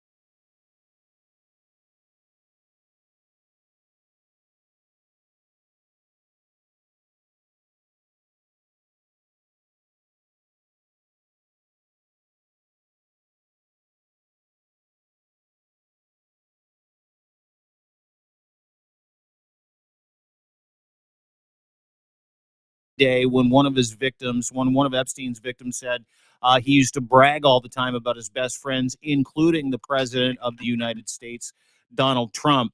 And so when I sat back, one thing really kind of struck a chord with me is the lengths that every administration since the year 2000, maybe before, has gone to protect Jeffrey Epstein while re-victimizing and vilifying each one of these women, each one of these victims as children that were not taken seriously. No one ever came to take their statement or accounts. They were told in one case, one woman who helped Jeffrey Epstein recruit at the age of 16, her name's 16. Maria Lacerda, at the age of 16, saying that the police tried to charge her with basically being a madam. I And think they did. I until think they did, yeah, actually. Yeah, absolutely. they exposed her and did. Go ahead. I'm sorry. Go ahead, D. No, it's just the systemic failure of government, of law enforcement to protect children. And now that we're at the precipice of getting this, which is why everybody was there, they want a discharge position put together.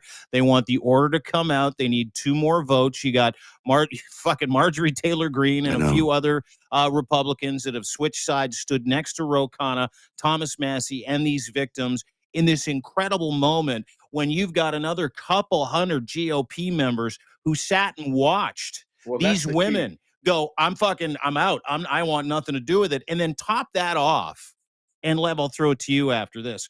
Top that off with a distinct and very public threat that Donald Trump launched at everyone who hasn't signed this discharge petition to not sign it, or he will view that as a hostile act they're taking against the president of the United States. And there's only one fucking reason Donald Trump would do or say any of that, would call it a hoax today. That's because that fucking guy is right in the middle of this whole thing.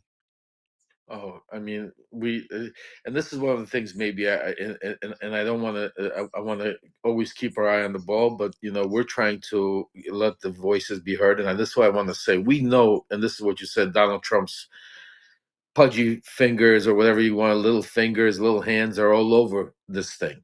Okay, we know he's completely involved. This is what, and we talk about it all the time. I mean, we know the reports, we have the sources. We've heard Epstein in his own voice with Wolf talk about his relationship with Trump. I mean, Zev has done extensive reporting. We've had plenty. I mean, the victims themselves.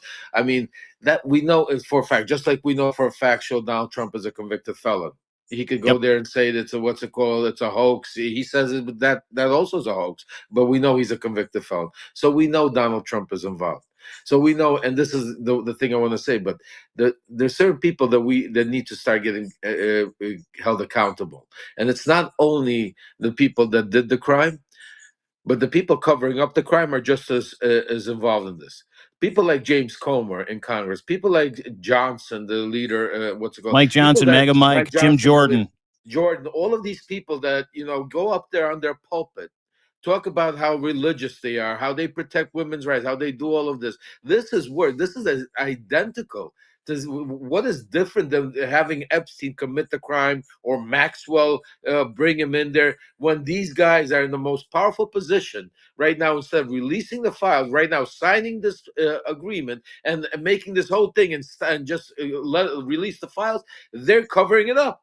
So yeah, Donald Trump is a piece of shit, and he could say all he wants and does that. We know that.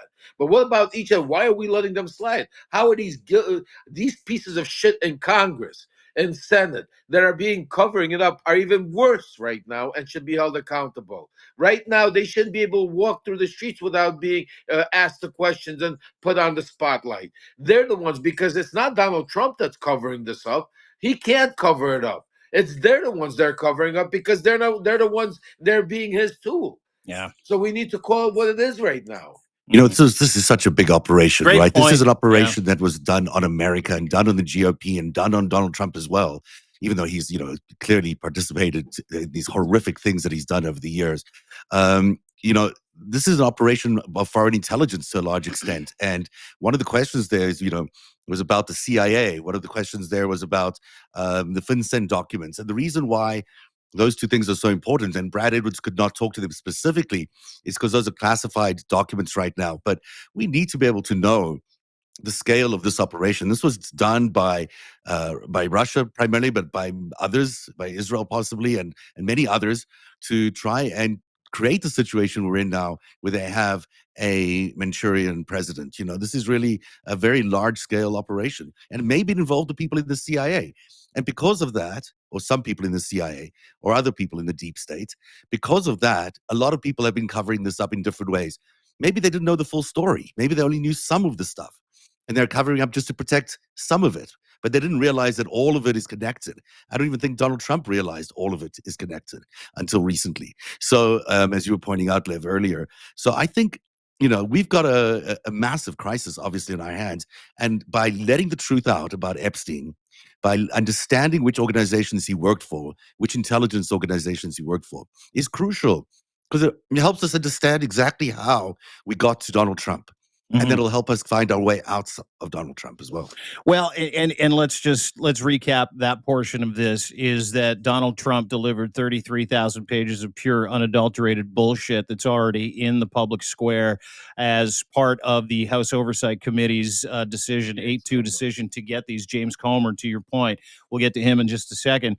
And today he was waxing, and this is really fucking insulting to every single woman that was standing there, insulting to victims of sexual abuse, insulting to any human being who has ever had their innocence stolen from them via rape or sexual assault. Donald Trump literally sat there, and I want your take on this today, after we watched all that, including Maria Lacerda, minor victim number 1. She was recruited at 14, including Virginia Giuffre's brother. She was recruited at 16. Jalissa Lee, 14, all from shitty homes, recounted not just months or weeks of abuse, years of abuse, and being threatened to stick around and recruit other women for that abuse. And they all have the same fucking stories. There's a woman doing time in Bryant, Texas right now because of it, who got a sweetheart immunity deal. They're all fucking furious and livid about it. But let me just kind of drop this on everybody today. This Donald Trump literally said this in the Oval Office meeting with the Polish president. He said, I don't want to talk about this anymore. It doesn't matter. None of these things matter. It's a hoax. No matter what we give him, dude is absolutely caught 7 ways to Sunday. And Lev, he literally sat there as these women are pouring their hearts out after sitting on scars and cuts caused by abuse and pedophilia and rape. He's literally sitting in the Oval Office, smug as fuck, going, it's time to move on from that shit. No one cares about it anymore. He literally said that, Lev. And you know what? Today, I literally watching this, and as we're doing it, something inside me flipped. And as of today, I'm starting a new mission. I'm not, instead of besides exposing Donald Trump for the piece of shit and for the corruption and for what he does, I'm going to go after these cover people that are doing the cover up. They're not getting the attention that they're doing, because what we're watching play out in front of our eyes. Because yes, Donald Trump could do whatever, but just realize what's happening, guys. Donald Trump is not the one that's holding back the release of the paper. It's people like James Comer. It's like Johnson. It's like there's 4 or 5 people, but there's more than 4 or 5 people. There's several hundred people out there right now in the Congress and Senate, with the midterms coming up, with everything coming up. They're worse, and they need to be. Their face needs to be on the poster of the enablers of the criminals. How are they any different? How come the media? This is what needs to be reported. This is, I am sick to my stomach right now, guys, to watch, to really understand what we got going on. Because Donald Trump sits in the office. He's a disgusting slob that is disintegrating in front of our eyes. That his health is going down the tubes. He's being laughed at and is an embarrassing stock. Even can't even make it into the dictators club. They didn't even invite him out there. You got he's completely throwing the world into chaos. We know all of that, but he can't do that without the enablers. I keep saying it. It's these guys that are allowing him to do it. It's these same congressmen that put his loyalists like Pam Bondi and Kash Patel in there. This It's and then discharge petition is very important for that, Lev. I mean, this thing yeah, really is where to put your support behind. Because, yeah. Thomas Massey and introduced this thing to his credit. This is a Republican, and Ro Khanna, of course, the Democrat there, have put together this discharge petition, which should force a floor vote compelling the Justice Department to release this stuff. That vote is still going to happen. It just needs the support, and they believe they have the majority support. It would be a remarkable thing for this Congress to stand up to President Trump on anything. But on this thing, it would be remarkable. And if they do get that support, it's hard for me to see that they wouldn't release those files. They would have to do it. But that's why this is such an incredibly Who interesting would be in political time. charge? Who would be in charge of releasing it? Would it The be Justice Comer? Department would have to release what they have. So they have all the So FBI what's the documents. process? Let's Zev, if you don't mind, let's Yeah. tell the audience what's the process. Let's say this petition is signed. Let's say it goes through. Then what? What It happens needs to then? get to a floor vote. Right? The first thing we need to do is get it to a floor vote, which Okay. means it needs a discharge petition, which basically just allows them to force the vote on a free basis. I think Mike Johnson can't stop it. I think Mike Johnson is okay with actually it happening, or he's indicated it's okay. He's okay with it happening, but I don't believe at the end of the day he would. So this attempt, this discharge petition, allows them to have this vote. If they get that through, and it looks like they will be able to get that through, especially with all this publicity they're getting today, then the Justice Department will have to release it. I mean, Donald Trump can stop them, I guess. He's their boss, yes. but When you say they have to, like, what do you mean? What, like, how? they can't ignore a congressional order they have to release it. I mean, they can, but it would require him stepping in and creating a constitutional crisis that would be serious. Obviously, he's a cover-up of. Is it more serious than taking American citizens off the street and throwing them in concentration camps and deporting them to El Salvador? I mean, is it more serious than putting the National Guard? I mean, do you even doubt? That's why I'm asking. He will try. He will try. I mean, he will just do it. I mean, there's not try. He will just say this is. I will go on record right now and say before that if it gets to Donald Trump, he will just go on record say that enough. This is a hoax, and we're not going to deal with this. We have a great economy. Deal with what we're doing, and that's it. We're moving on. I'm not. Then it's us for us to be responding to that in the way that we will, and the media will have to respond, and the people will have to respond by saying, we want this, and maybe this is the issue that forces people out in the street and says, we need these documents and these files. Because it speaks to everything. It speaks to the how he got there, his integrity, his everything. So it proves he's a liar. It proves he's a criminal. It's all these things that we've. Let me ask you this question, because Zev, this is getting interesting. Because let's say they defy. Let's say we have some Republicans that right now, because after watching Anna Paul Luna yesterday, somebody that I know is a hardcore Trump supporter, watching her come out of that conference and talk about not only mentioning that there's a lot of powerful people that need to be held accountable, talking about, after listening to, so she heard it, she came out, you got people out there already that are changing sides. So now you're going to have several, let's say, Republicans come out against Trump. Does that give us enough now to take away the gavel from Mike Lee? Johnson and Mike Johnson? And have and start enforcing, not maybe going after, but start going after like Pam Bondi, or start Cash They Patel. can. They can impeach people. They can certainly change their speaker. I mean, there could be another Republican revolt. It would be unbelievable. I can't imagine it happening under the current circumstances, but it could happen. But they could definitely impeach these people. They can impeach everybody, including the president. He's impeachable, and if he's covering up, this is an obstruction of justice. Clearly, it's an obstruction of justice. It's criminal conspiracy to defraud the human beings in the United States of America. It is criminal conspiracy at the highest level. It is a cover-up. It is a criminal cover-up of a file that gets victims justice. And the only reason that man is covering it up is because, as we've pointed out, his pudgy little edema rotting fingers are all over these files. And I want to go back to something you said, Lev, Anna Paulina Luna. She walked out of that oversight committee meeting last night after listening to the victims. Nancy Mace, same thing. Walked out came out crying, bawling, hyperventilating, walking down the hallway, shaking her head. Stories about being trafficked to Saudi Arabia, Russia, Israel. That was repeated again today. But that Anna Paulina Luna comment that she made saying, I don't think anybody understands how far reaching and huge this is. And there are a lot of very powerful people that need to go to jail. That wasn't just a hedging of a bet, Lev, to your point. That was a full sale, like, oh my God, I am an evangelist for these women now. And this is so much worse than anybody in the United States or anybody in the world knows, that some very powerful people need to go to jail. I'd love your thoughts as to what she said. I mean, that's what, like, I mean, that's it. I mean, she said, I mean, this is a hardcore charge. She heard it. And the lawyer, just think about the lawyers for the victims. He's saying also, he goes, if you would know what we know, we're just under protective order. But the man is telling you, he goes, we've heard it. She's come out. She's a Trump supporter. This is not already a Democrat.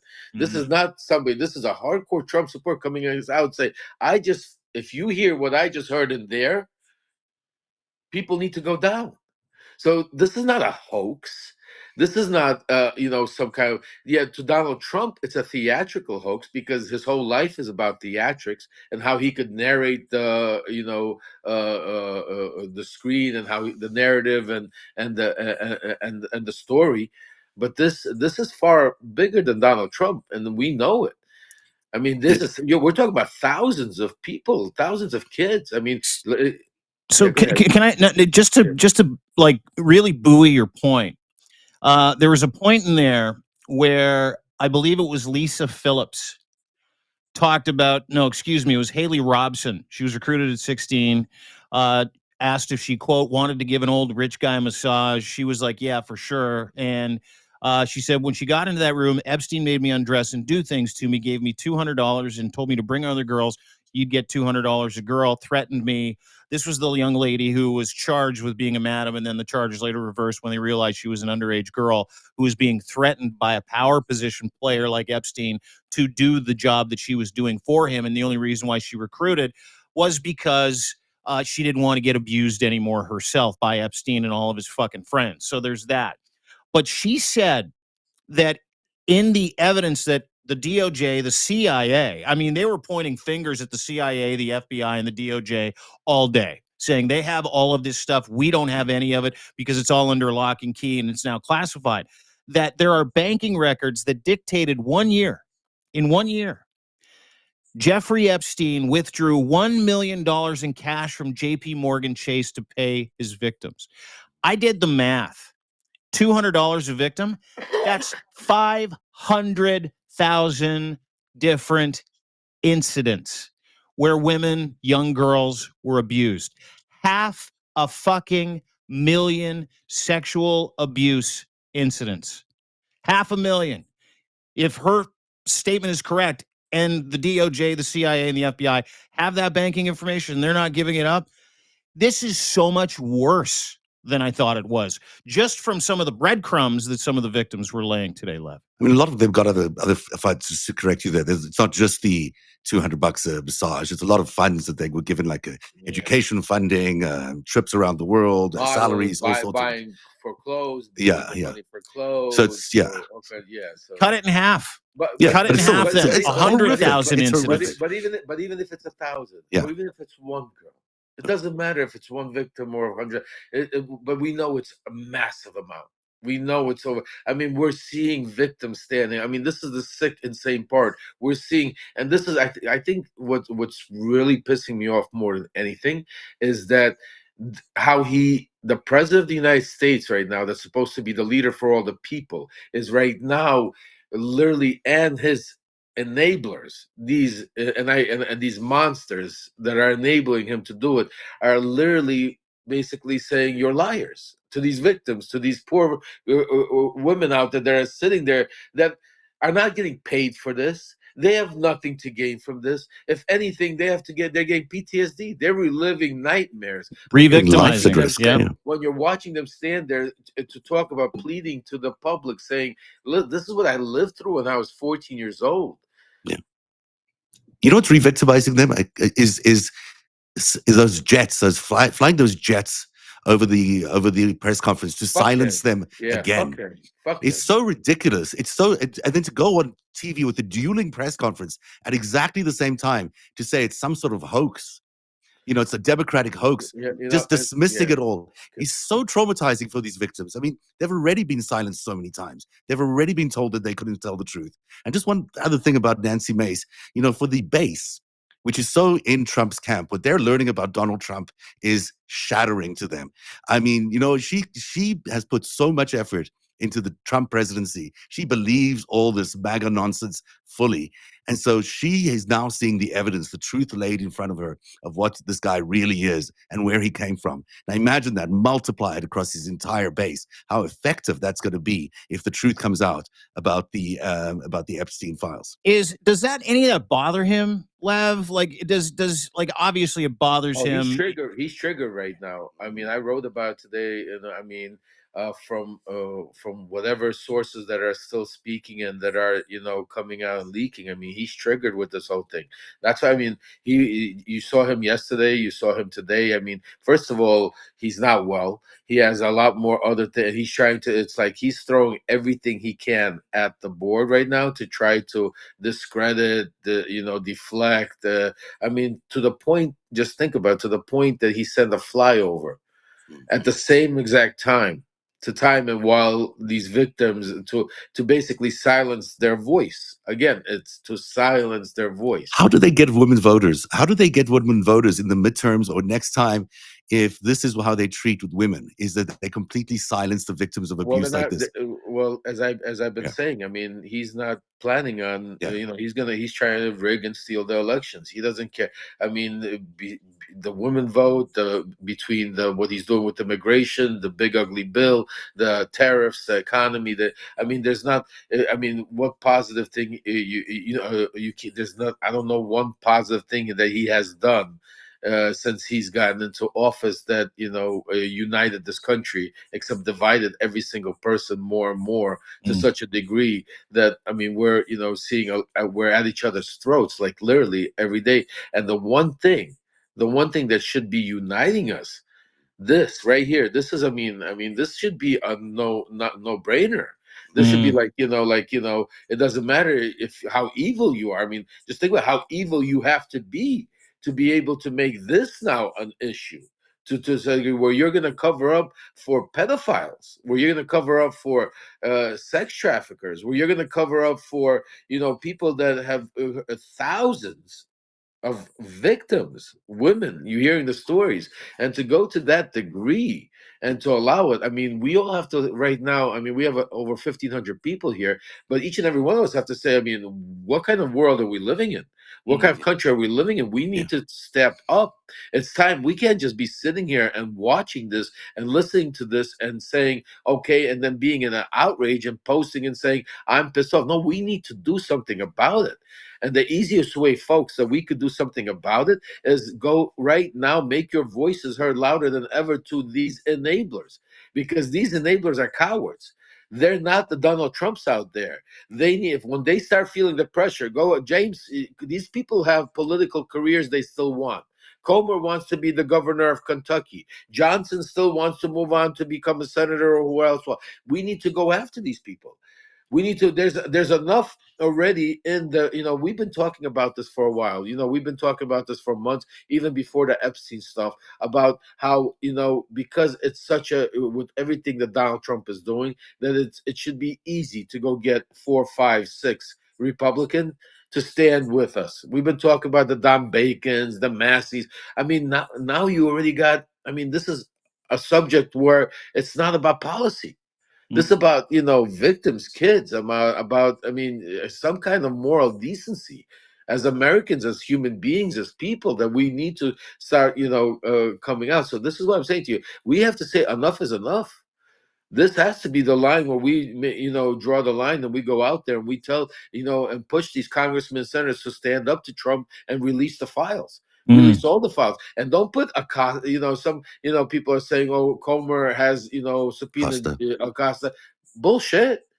He's gonna keep him in the basement where and then he's gonna seal his testimony and come out and give you his version of what Acosta told you. He's framed. I told you from day one. Comer is not there to get to the truth. Yeah, He's there absolutely to not. frame. He's there to frame the story. They may not need voters, Lev, but they do need the base. They do need some supporters. They can't have this approval rating slip below 25%, I believe. I believe that's a magic number that they just can't go below.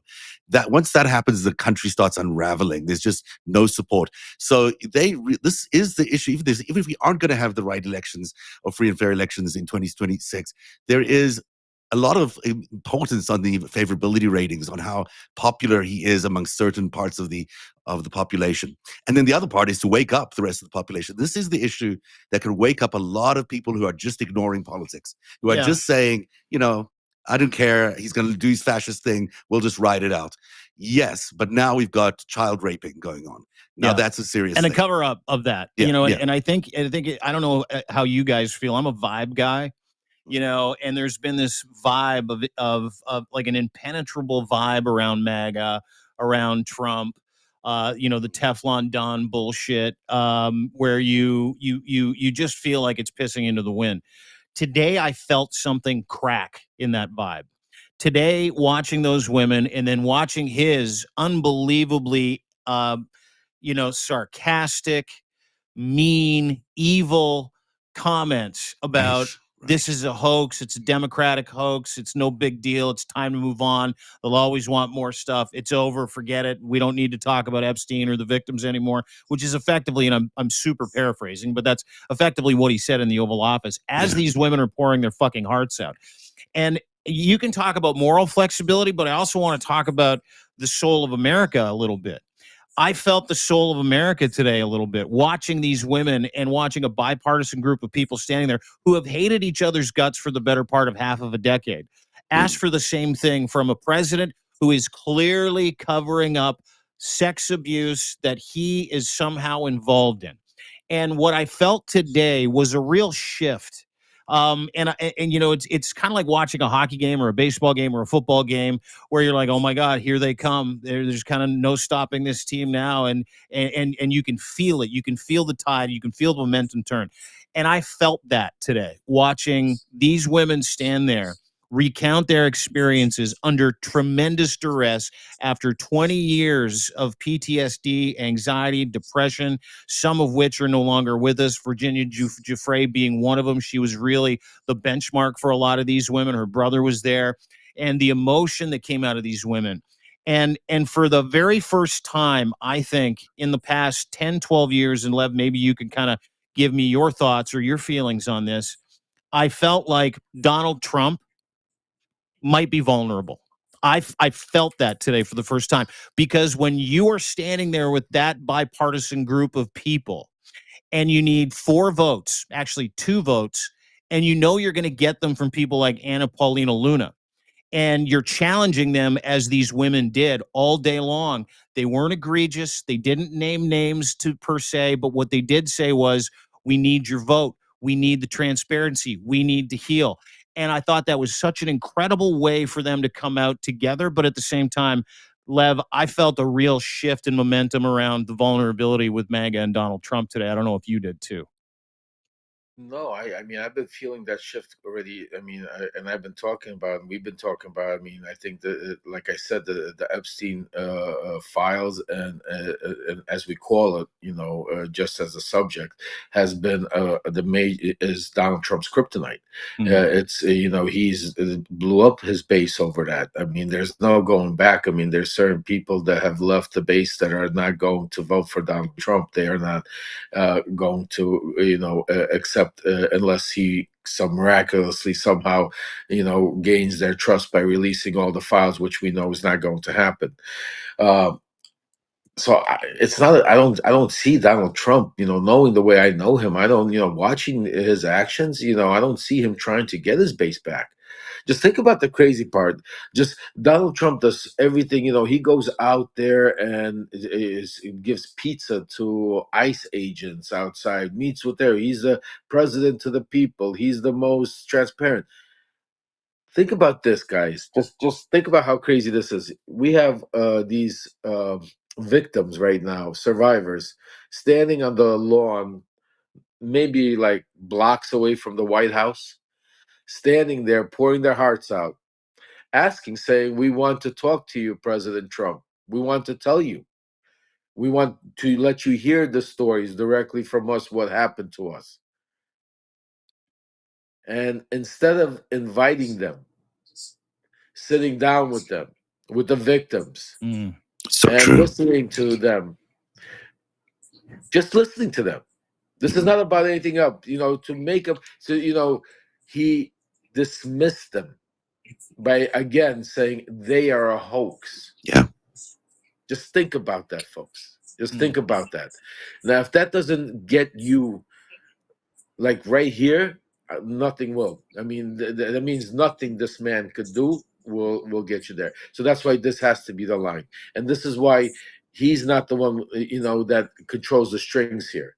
There's people that we could go right now and push that control the key to the, like Johnson, like I mean, there's so many of them in Congress. Forget about Johnson. Yeah. Forget about even we don't even have to go after the hardcore. How many votes? I mean, we need what, 4, 2, 3, And there's 4? 212. Yeah, that's And such a there's good point. 212. Such a There's good point. 200. There's 212.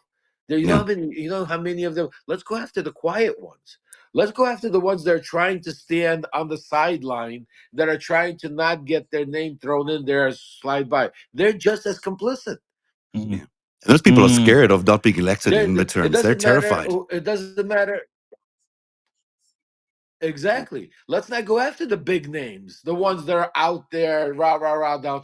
Let's go after the ones that are trying. There's 212 of them. Let's make that list. People, this is what I'm telling you. We need to start going after, because just think, we need a couple of them. MTG for the Democrats would be a good hire. Go after her. I think the Jewish space laser stuff precluded her from ever joining the Dems. If she wants to, she can join. We'll take her.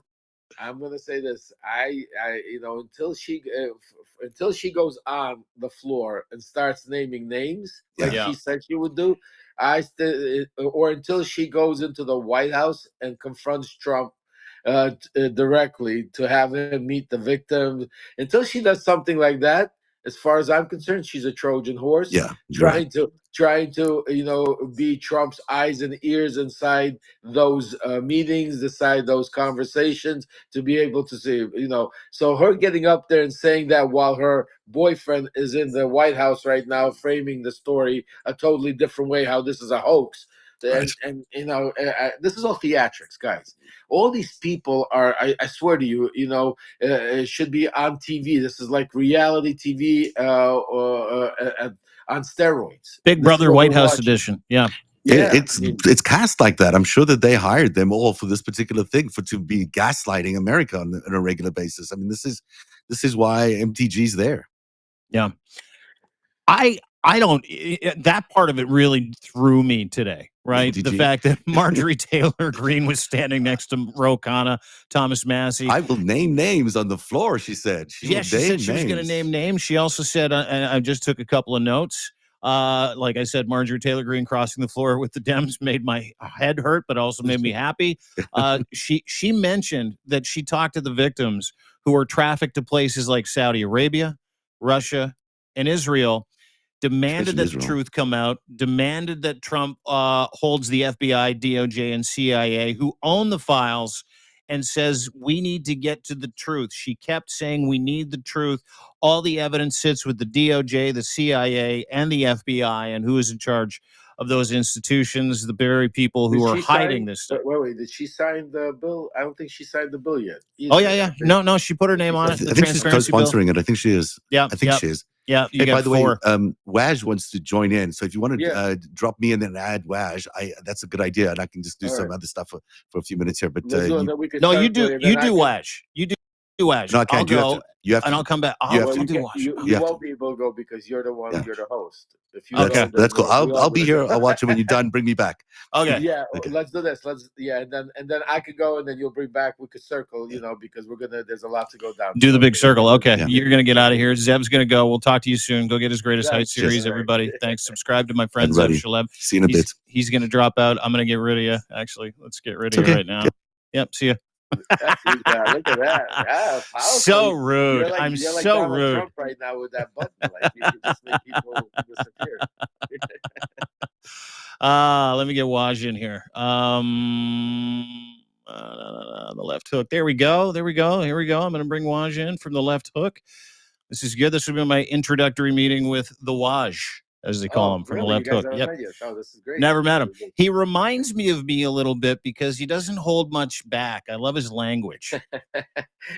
And you guys have, he impersonates Donald Trump pretty good. I don't know who does a better job, him or Allison from Mueller, she wrote, but they do a pretty good job of impersonating Donald Trump. Yeah. Really good job of impersonating him. Everybody, listen, this is the new Trump impersonation. All you have to do is say, it's a hoax. Everything's a hoax. Everything that you do is a hoax. I am still on the floor by what he said in the Oval Office today about those incredibly brave women who he knows, lots of them he knows, like on the floor. Waj, left hook. Great to meet you, sir. How are you?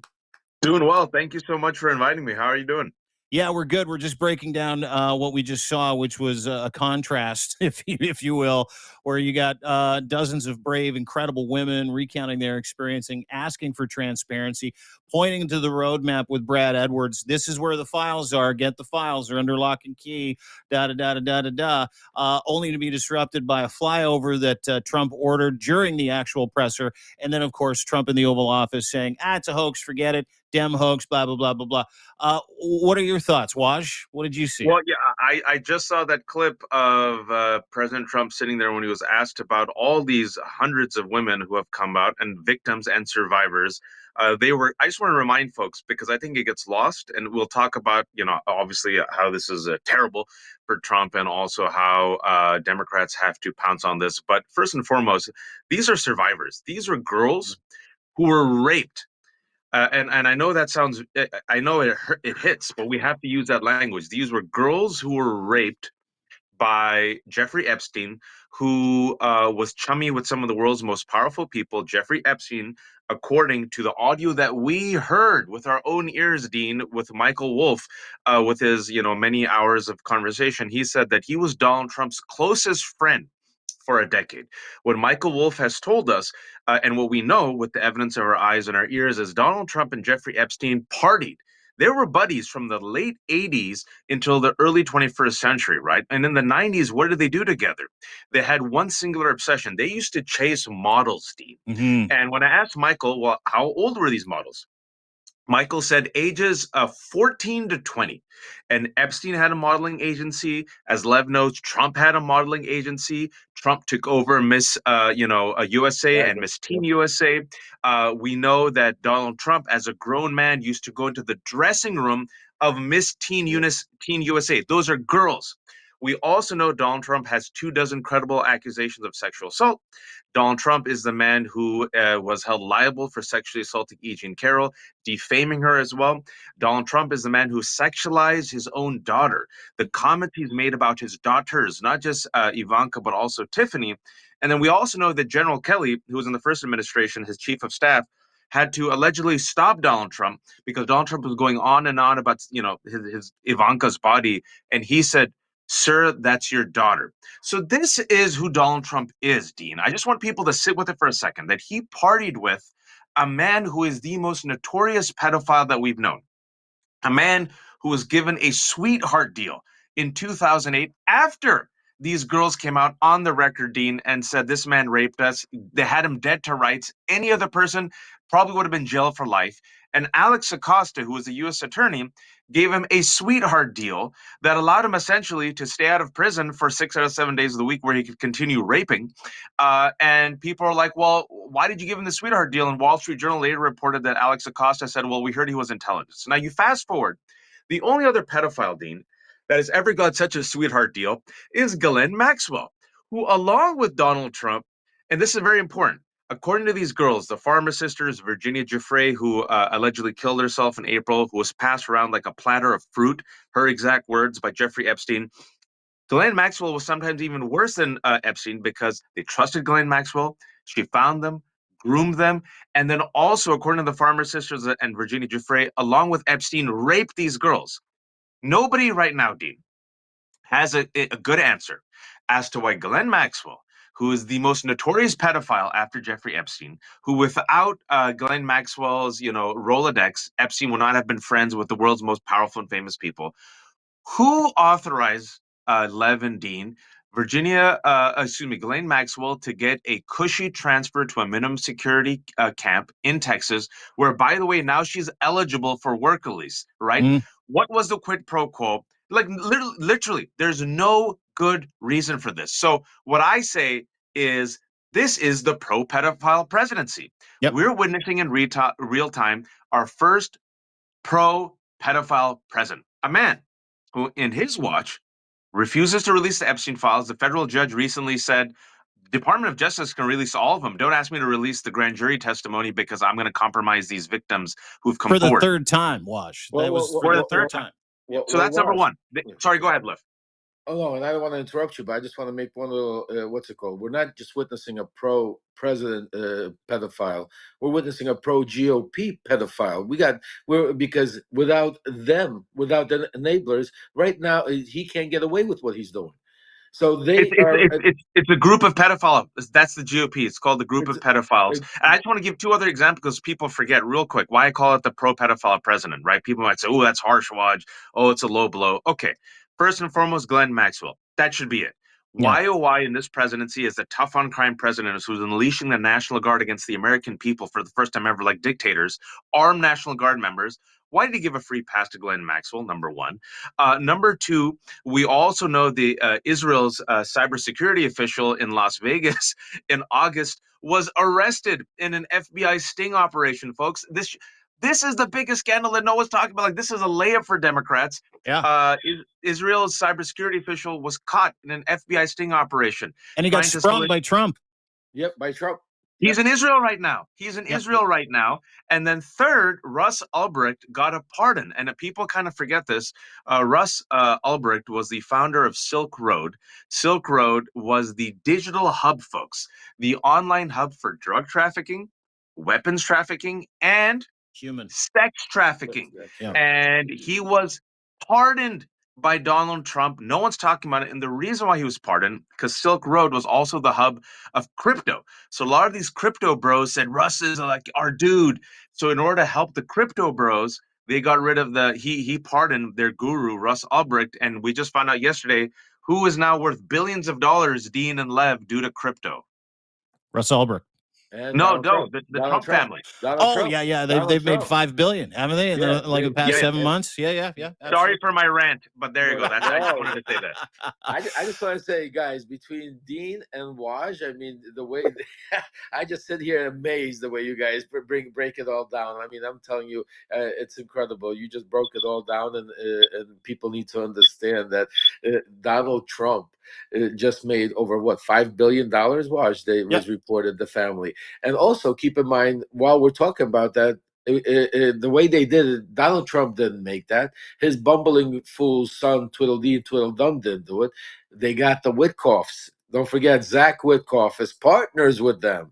That Steve Witkoff's son is partners with them on that crypto stuff that they're saying. You can't make this up, the way the collusion in front of the eyes that's happening. It is, dude. It is so corrupt. I mean, the collusion and the corruption, and you bring it up. I know it's a colloquial way to say, the president is harboring pedophiles, but is there any other solution here when it comes to assessing what MAGA or the GOP are, other than effectively a protection racket for fucking criminals, pedophiles, and sexual abusers that Donald Trump has managed to somehow recruit fucking all of them? Like, is there any other solution other than that, Wash?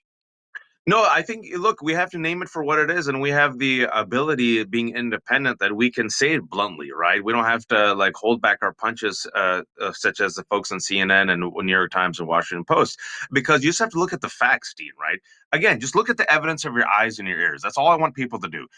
Donald Trump, as the president of the United States of America, was elected because, in part, his base believed that he was the one who would take out the deep state, right? Yeah. This is the tragic, well, not tragic, I think irony here, which is kind of, we can laugh at it, is that Kash Patel and Dan Bongino made their bones in MAGA by promoting the QAnon deep state conspiracy that Lev knows all about. This conspiracy, folks, I just want people to sit with it because people don't know how dangerous QAnon is.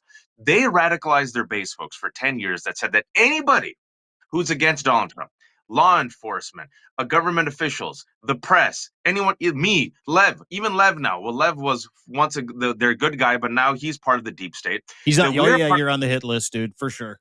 yeah, fascists aren't loyal to anyone, folks. What they said is that anyone who's a critic of Donald Trump is part of this international deep state run and used by Jews. And what's even worse is they said that we're part of an international sex trafficking cabal, wait for it, that actually worships the devil. And not only do we kidnap and rape children, we also kill them. This And you was drink blood. literally, You drink blood. this Don't is what forget, you drink their blood also. you drink their blood. So it's old school blood libel, all right? That's So new. this, and you might think I'm joking, folks. No, this was QAnon. It was in the swamps of the internet. It then got mainstreamed in part by Trump, Bongino, Kash Patel, and others, because they realized, oh, our base is into this, and we can use this to attack all of our enemies. And they said Donald Trump was the only one, because he's an outsider, Dean, and because he's an alpha man. Once elected, he will purge the deep state, and their entire thesis revolves around the Epstein files. The Epstein file, that is the holy grail that will show you that this international cabal, the deep state, and all these people working together. And they promised their base, they radicalized their base. The base was so radicalized, folks, that the FBI 5 years ago warned that QAnon would radicalize individuals and or groups to potentially commit violence. Who was radicalized by QAnon? There's at least two people that we know. Well, there's several.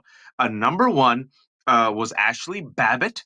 Oh, that radicalized member, the insurrectionist who got shot in the head because she came there with violence on her mind. She No came there longer for with blood, us. folks. Yeah. Yeah, no longer with us. And then the second person that no one talks about, but I keep the receipts, Vance Bolter, the man who, had a hit list of 70 Democrats, killed Melissa Hortman and her husband. Oh, he was stealing them. I shot didn't know that. I didn't know that was really wow. Vance Bolter, The Minnesota shooter? Yeah. the shooter, Trump supporter, white Christian nationalist, was what really tipped him was QAnon. So he was into all these conspiracy theories, but QAnon, it's only one, I think it was Washington Post and New York Times was the only one who did the follow-up, like what radicalized him. So he was also a QAnon believer, and they said that the QAnon thing was the one that kind of just tipped him over, right? And then we also saw Pizzagate right here 20 minutes from where I live. Remember that I've been to that pizza place before, the Ping Pong Pizza place, where over 10 years ago, you saw the first manifestation of this, Dean and Lev, where this guy who was not crazy shows up with a gun, enters into the pizza parlor, says, "Where are the kids?" And like, sir, this is like the first, sir, this is a Wendy's. Sir, this is a pizza parlor. And he was like, no, but Hillary Clinton, the Democrats are hiding kids in the basement. So Yeah. so now this is the Frankenstein's monster, which has been radicalized by Dr. Frankenstein, is now turning on the creator. Which is why, Dean, to bring it back full circle to your question, I think having Massey and Marjorie Taylor Greene, who's a freak, be one of the faces right there with the survivors. I know some people might find that jarring, but the reason why I think that's so important, Dean, and Lev and I have been talking about this on our shows for like 2 months. The one bipartisan issue in America, and this is very tragic with the state of America right now, that independents, Democrats, and conservatives all agree on, is they want the Epstein files released. Donald Trump is negative double digits on the Epstein file. Yeah. And if you can use this as a wedge, which has already been used to weaken the Republican Party, what I've said always is just the way this country works, Dean, is if Republicans say it, corporate media goes along with it. So I want to remind people, who was the first major paper that dropped Trump Epstein connection? Wall Street Journal. You know that flaming Murdoch. leftist yeah. You know, Dean, that flaming lefty communist at Wall Street Journal. And then after Wall Street Journal dropped it, that's what, if you guys, I'm just keeping it real. Once it was Wall Street Journal, once it was the conservatives, then you saw corporate media say, oh, conservatives are letting us talk about it. So I think having Massey and Marjorie Taylor Greene and now that freak Nancy Mace being the ones kind of on it, they're feeling the heat from their base, Dean, because they know their base is radicalized. And also, as Lev has said with his sources, Dan Bongino's feeling that heat. And I'm really curious, Lev, I want to ask you if I may, Dean, it's your show. Oh, But no, go ahead. Yeah, please. I want to ask Lev, where's Bongino in all of this? Because this is making much bigger news than I'm sure Bongino likes. And Bongino, folks, has gone super quiet. Yeah. Notice That's exactly right. I can tell you, I've been all over this since yesterday, since we spoke, Waj, and then I've been on the Bongino thing, and it is silence. The two things that I cannot get not one even like a speculation are his health and Bongino. That's how these two things are like so crazy. But I, just from knowing them and watching their emotions, I'm going to go out on the limb and say that Bongino is still completely not on the train or on their side. Otherwise, you would see him come out. The second you see Bongino come out, you will see him. The truth come out. I think one of the things that could stir that up, Waj, because I'm glad you brought up the Bongino thing, because one of the things I've been thinking about is maybe I might start calling out Bongino and Comer. Let's subpoena Bongino. Let's see what Dan Bongino knows. Why did he want to leave the FBI? What was he saying? Release the files. I don't know from a legal standpoint, because he still is that maybe one of the reasons why they're not letting him go, because as is still an officer, FBI, second in command, he can't maybe go into, but as Congress, they should be able to subpoena. I'm a little, I don't know what the legality is there, but I think if there was some pressure put, I think he's getting off the hook very easy. I think we need the media. We need some pressure on Bongino. I think if there was some pressure put on him, and not just Bongino, like we've been talking about, some of these enablers. There's more people out there that know what's going on.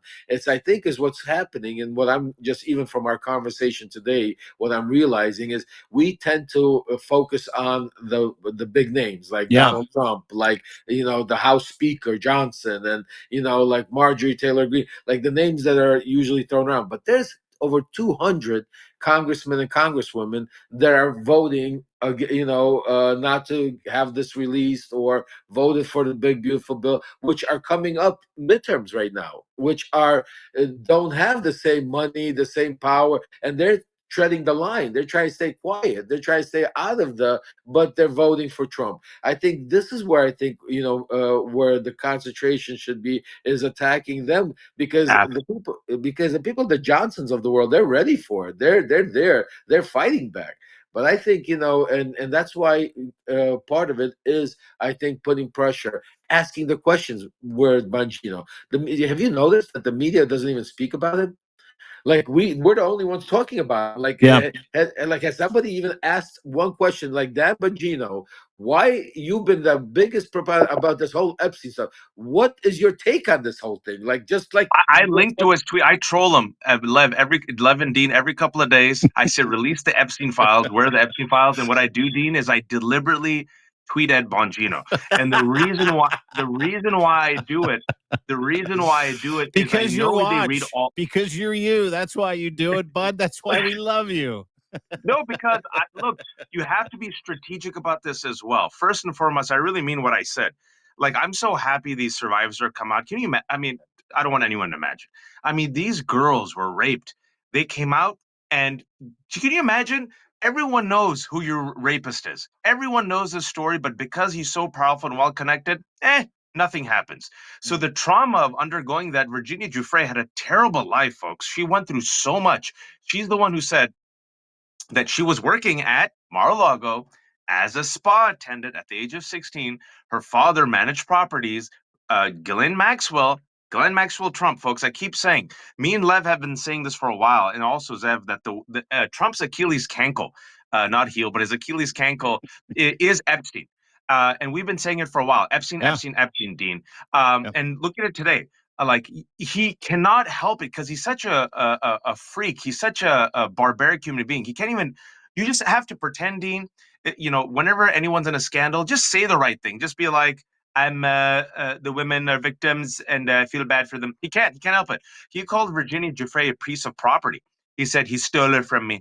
Yeah. And Virginia Giuffre was stolen by Ghislaine Maxwell. And then Virginia Giuffre said as soon as she went to Jeffrey Epstein, because she was lured, Ghislaine Maxwell said, come to Epstein. He's a good guy. Trust me. Look at me. I'm a woman. I'm polished. Come. Oh, he'll help you.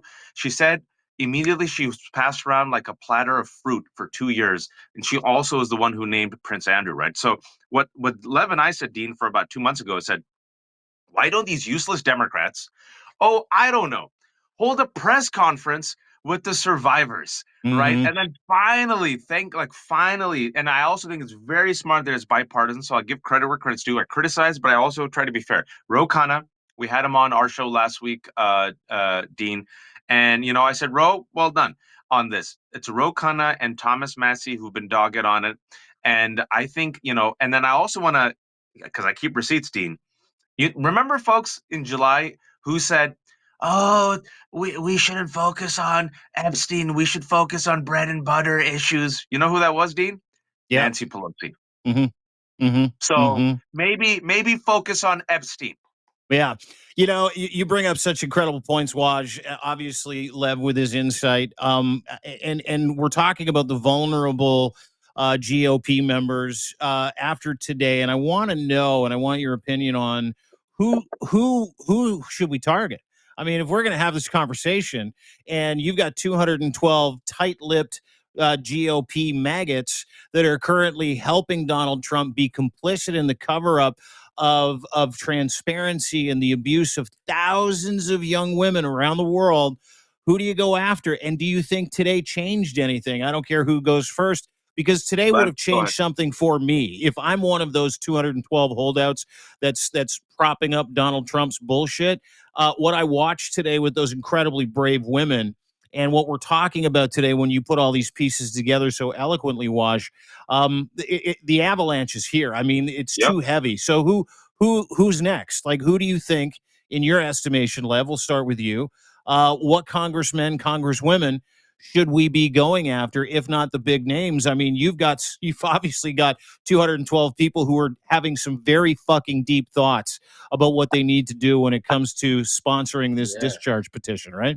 Well, the interesting part is I don't know their names, and we don't know that that's the whole reason why, is because they're not out there in the public. But what I'm going to do is, when we're done, one of the things I'm going to do today, and I'm asking each and every, we have over 2,000 people watching right now. I'm asking each and every one of you, besides spreading this message far and wide, besides subscribing, besides being paid today, I'm asking personally to let's start making lists. Let's start putting together. Let's start putting their names out there. From where you're the constituents. We're right now. You're from all over the country. You know better than me, better than Dean or Waj, who these people are. Because let's start doing it. Let's start putting them on spot. Let's start getting some of these names. I'm going to do the same thing. I'm going to start going. I'm going to start making lists together right now. And again, there's everybody is fair game.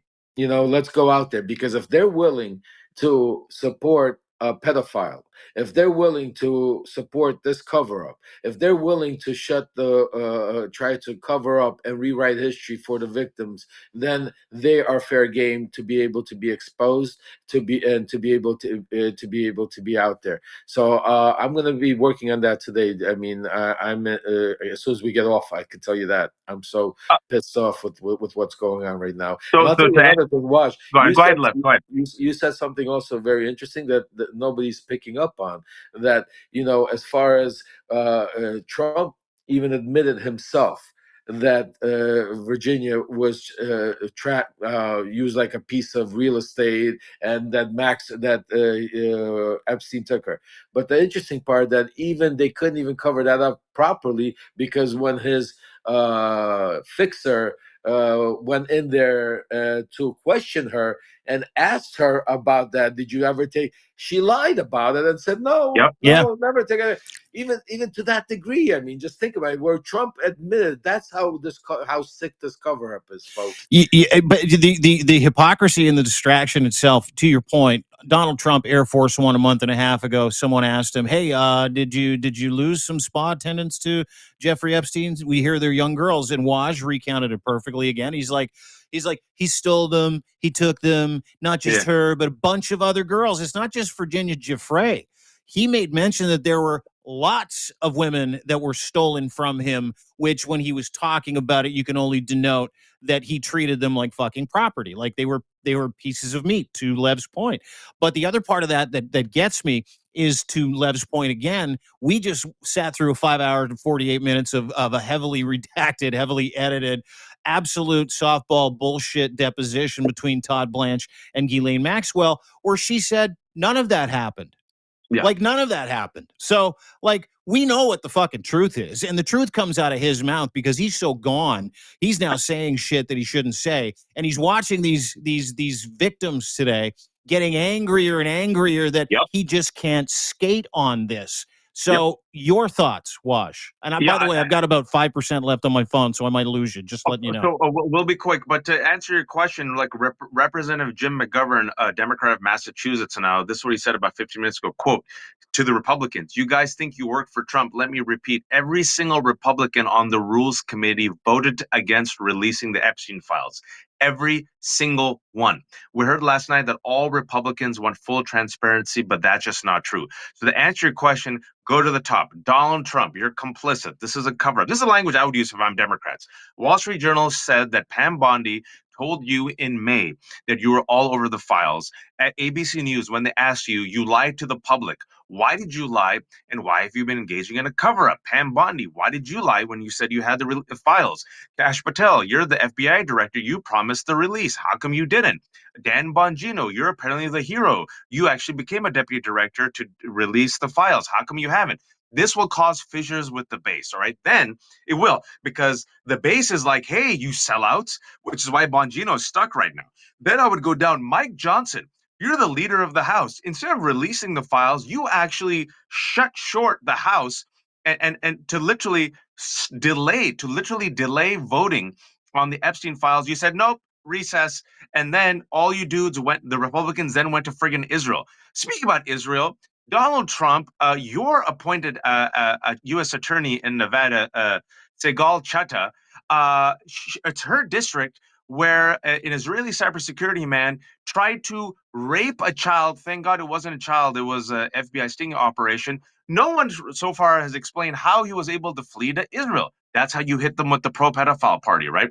Then I would go down the list, as Lev said, every single Republican on the Rules Committee, by name, every day, on Twitter, on Blue Sky, on the town halls, by name. Why did you vote against releasing the Epstein files? This is what I would do. Easy layup, Dean. Any Republican.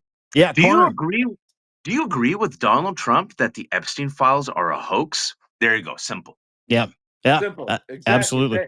That's exactly what you want to make it 3 words. That's exactly why, Trump. You want easy message and the same message over. Do you agree that the Epstein files are a hoax with Donald Trump? And just we need to do a campaign, folks. What you just heard Wash say, each and every one of you. Are the Epstein files a hoax? Are the Epstein files a hoax? And start hitting each and every one on all social platforms. X, Twitter, Blue Sky. I'll do it right now. You plan. Yeah, I'm going to go after we're done also. And also start writing your emails. Start making your phone calls. Start flooding their lines up. Because remember, a lot of them are not these big, powerful, on TV faces. They can handle the pressure. Most of them out of these 200 are scared shitless that their name doesn't come out. So let's expose them for who they are, for the cover-up that they're doing, and let's put the pressure on them. And with that said, let me and Waz should be the only one talk about Dan Bongino, guys. Let's do your thing. Come on. Each and every one of you. Let's go. Let's tag Dan Bongino. Let's ask him what's going on. Count me in on the Bongino troll factory too, by the way. I'll get at it today. Guys. Let's do it. That's how we do it. I'll do it right now. Bongino, do you agree with your boss that it's a hoax? Yeah. Do it. Tag me, and I'll make sure I put it out on socials as well. Twitter, Substack. Yeah. Let's just amplify each other's shit and just ask the same exact question that was. That's how the right wing works. That's what we did. That's exactly what we did. Thank you. That's exactly. Yeah, brilliant. Waj, pleasure to meet you today, dude. I'm gonna lose juice here in just a second, but we're gonna come back. Thanks so much. Yeah, dude, great to meet you. Zev also. Yeah, take care, everyone. Zev's the king. Waj, Left Hook, give him a subscribe, give him a follow, share his stuff. He's one of the true gentlemen on social media. He stands up for what's right. Character, conviction, virtue. God, I love watching this guy work. Really appreciate you showing up, Waj. Thanks so much. Thank you. And that, of course, my friend Lev Parnas, award-winning whistleblower, former fixer. Great to have you on the inside. So grateful to know you, to see the work that you're doing with Waj on your own, watching the resistance grow, watching men rally around women, watching guys like us, put our money where our mouth is. And to your point, we're independent. We can do this. It's never been more important to subscribe and support people like Lev, people like Waj, people like Zev, myself as well. So please do so. Share this widely. Make sure that you do one thing today. Believe women, ladies and gentlemen. Believe the victims. What I saw today means that the tide is changing, and I think we all agree that it is. And I just another absolute, prayerful thanks to these beautiful, courageous, smart women who came forward today. Today was about victims. Today is also about getting justice. Today is also about transparency. It's important specifically for men to stand up for these women. So use your voices. Let's get together. Let's continue to share. Thank you very much for spending some time with us. Larry David says it, and I say it all the time from him. You can give us, you can take our shit, but you can't take our time because we don't get any more of it. So when you spend it with us, it means the world to all of us. So thanks, everybody. Really appreciate it. And we'll be back, I'm sure, at some point today because things are just getting started. So we'll talk to you guys soon. Thanks, Waj. Thanks, Lev. We'll talk to you guys hopefully much sooner than later.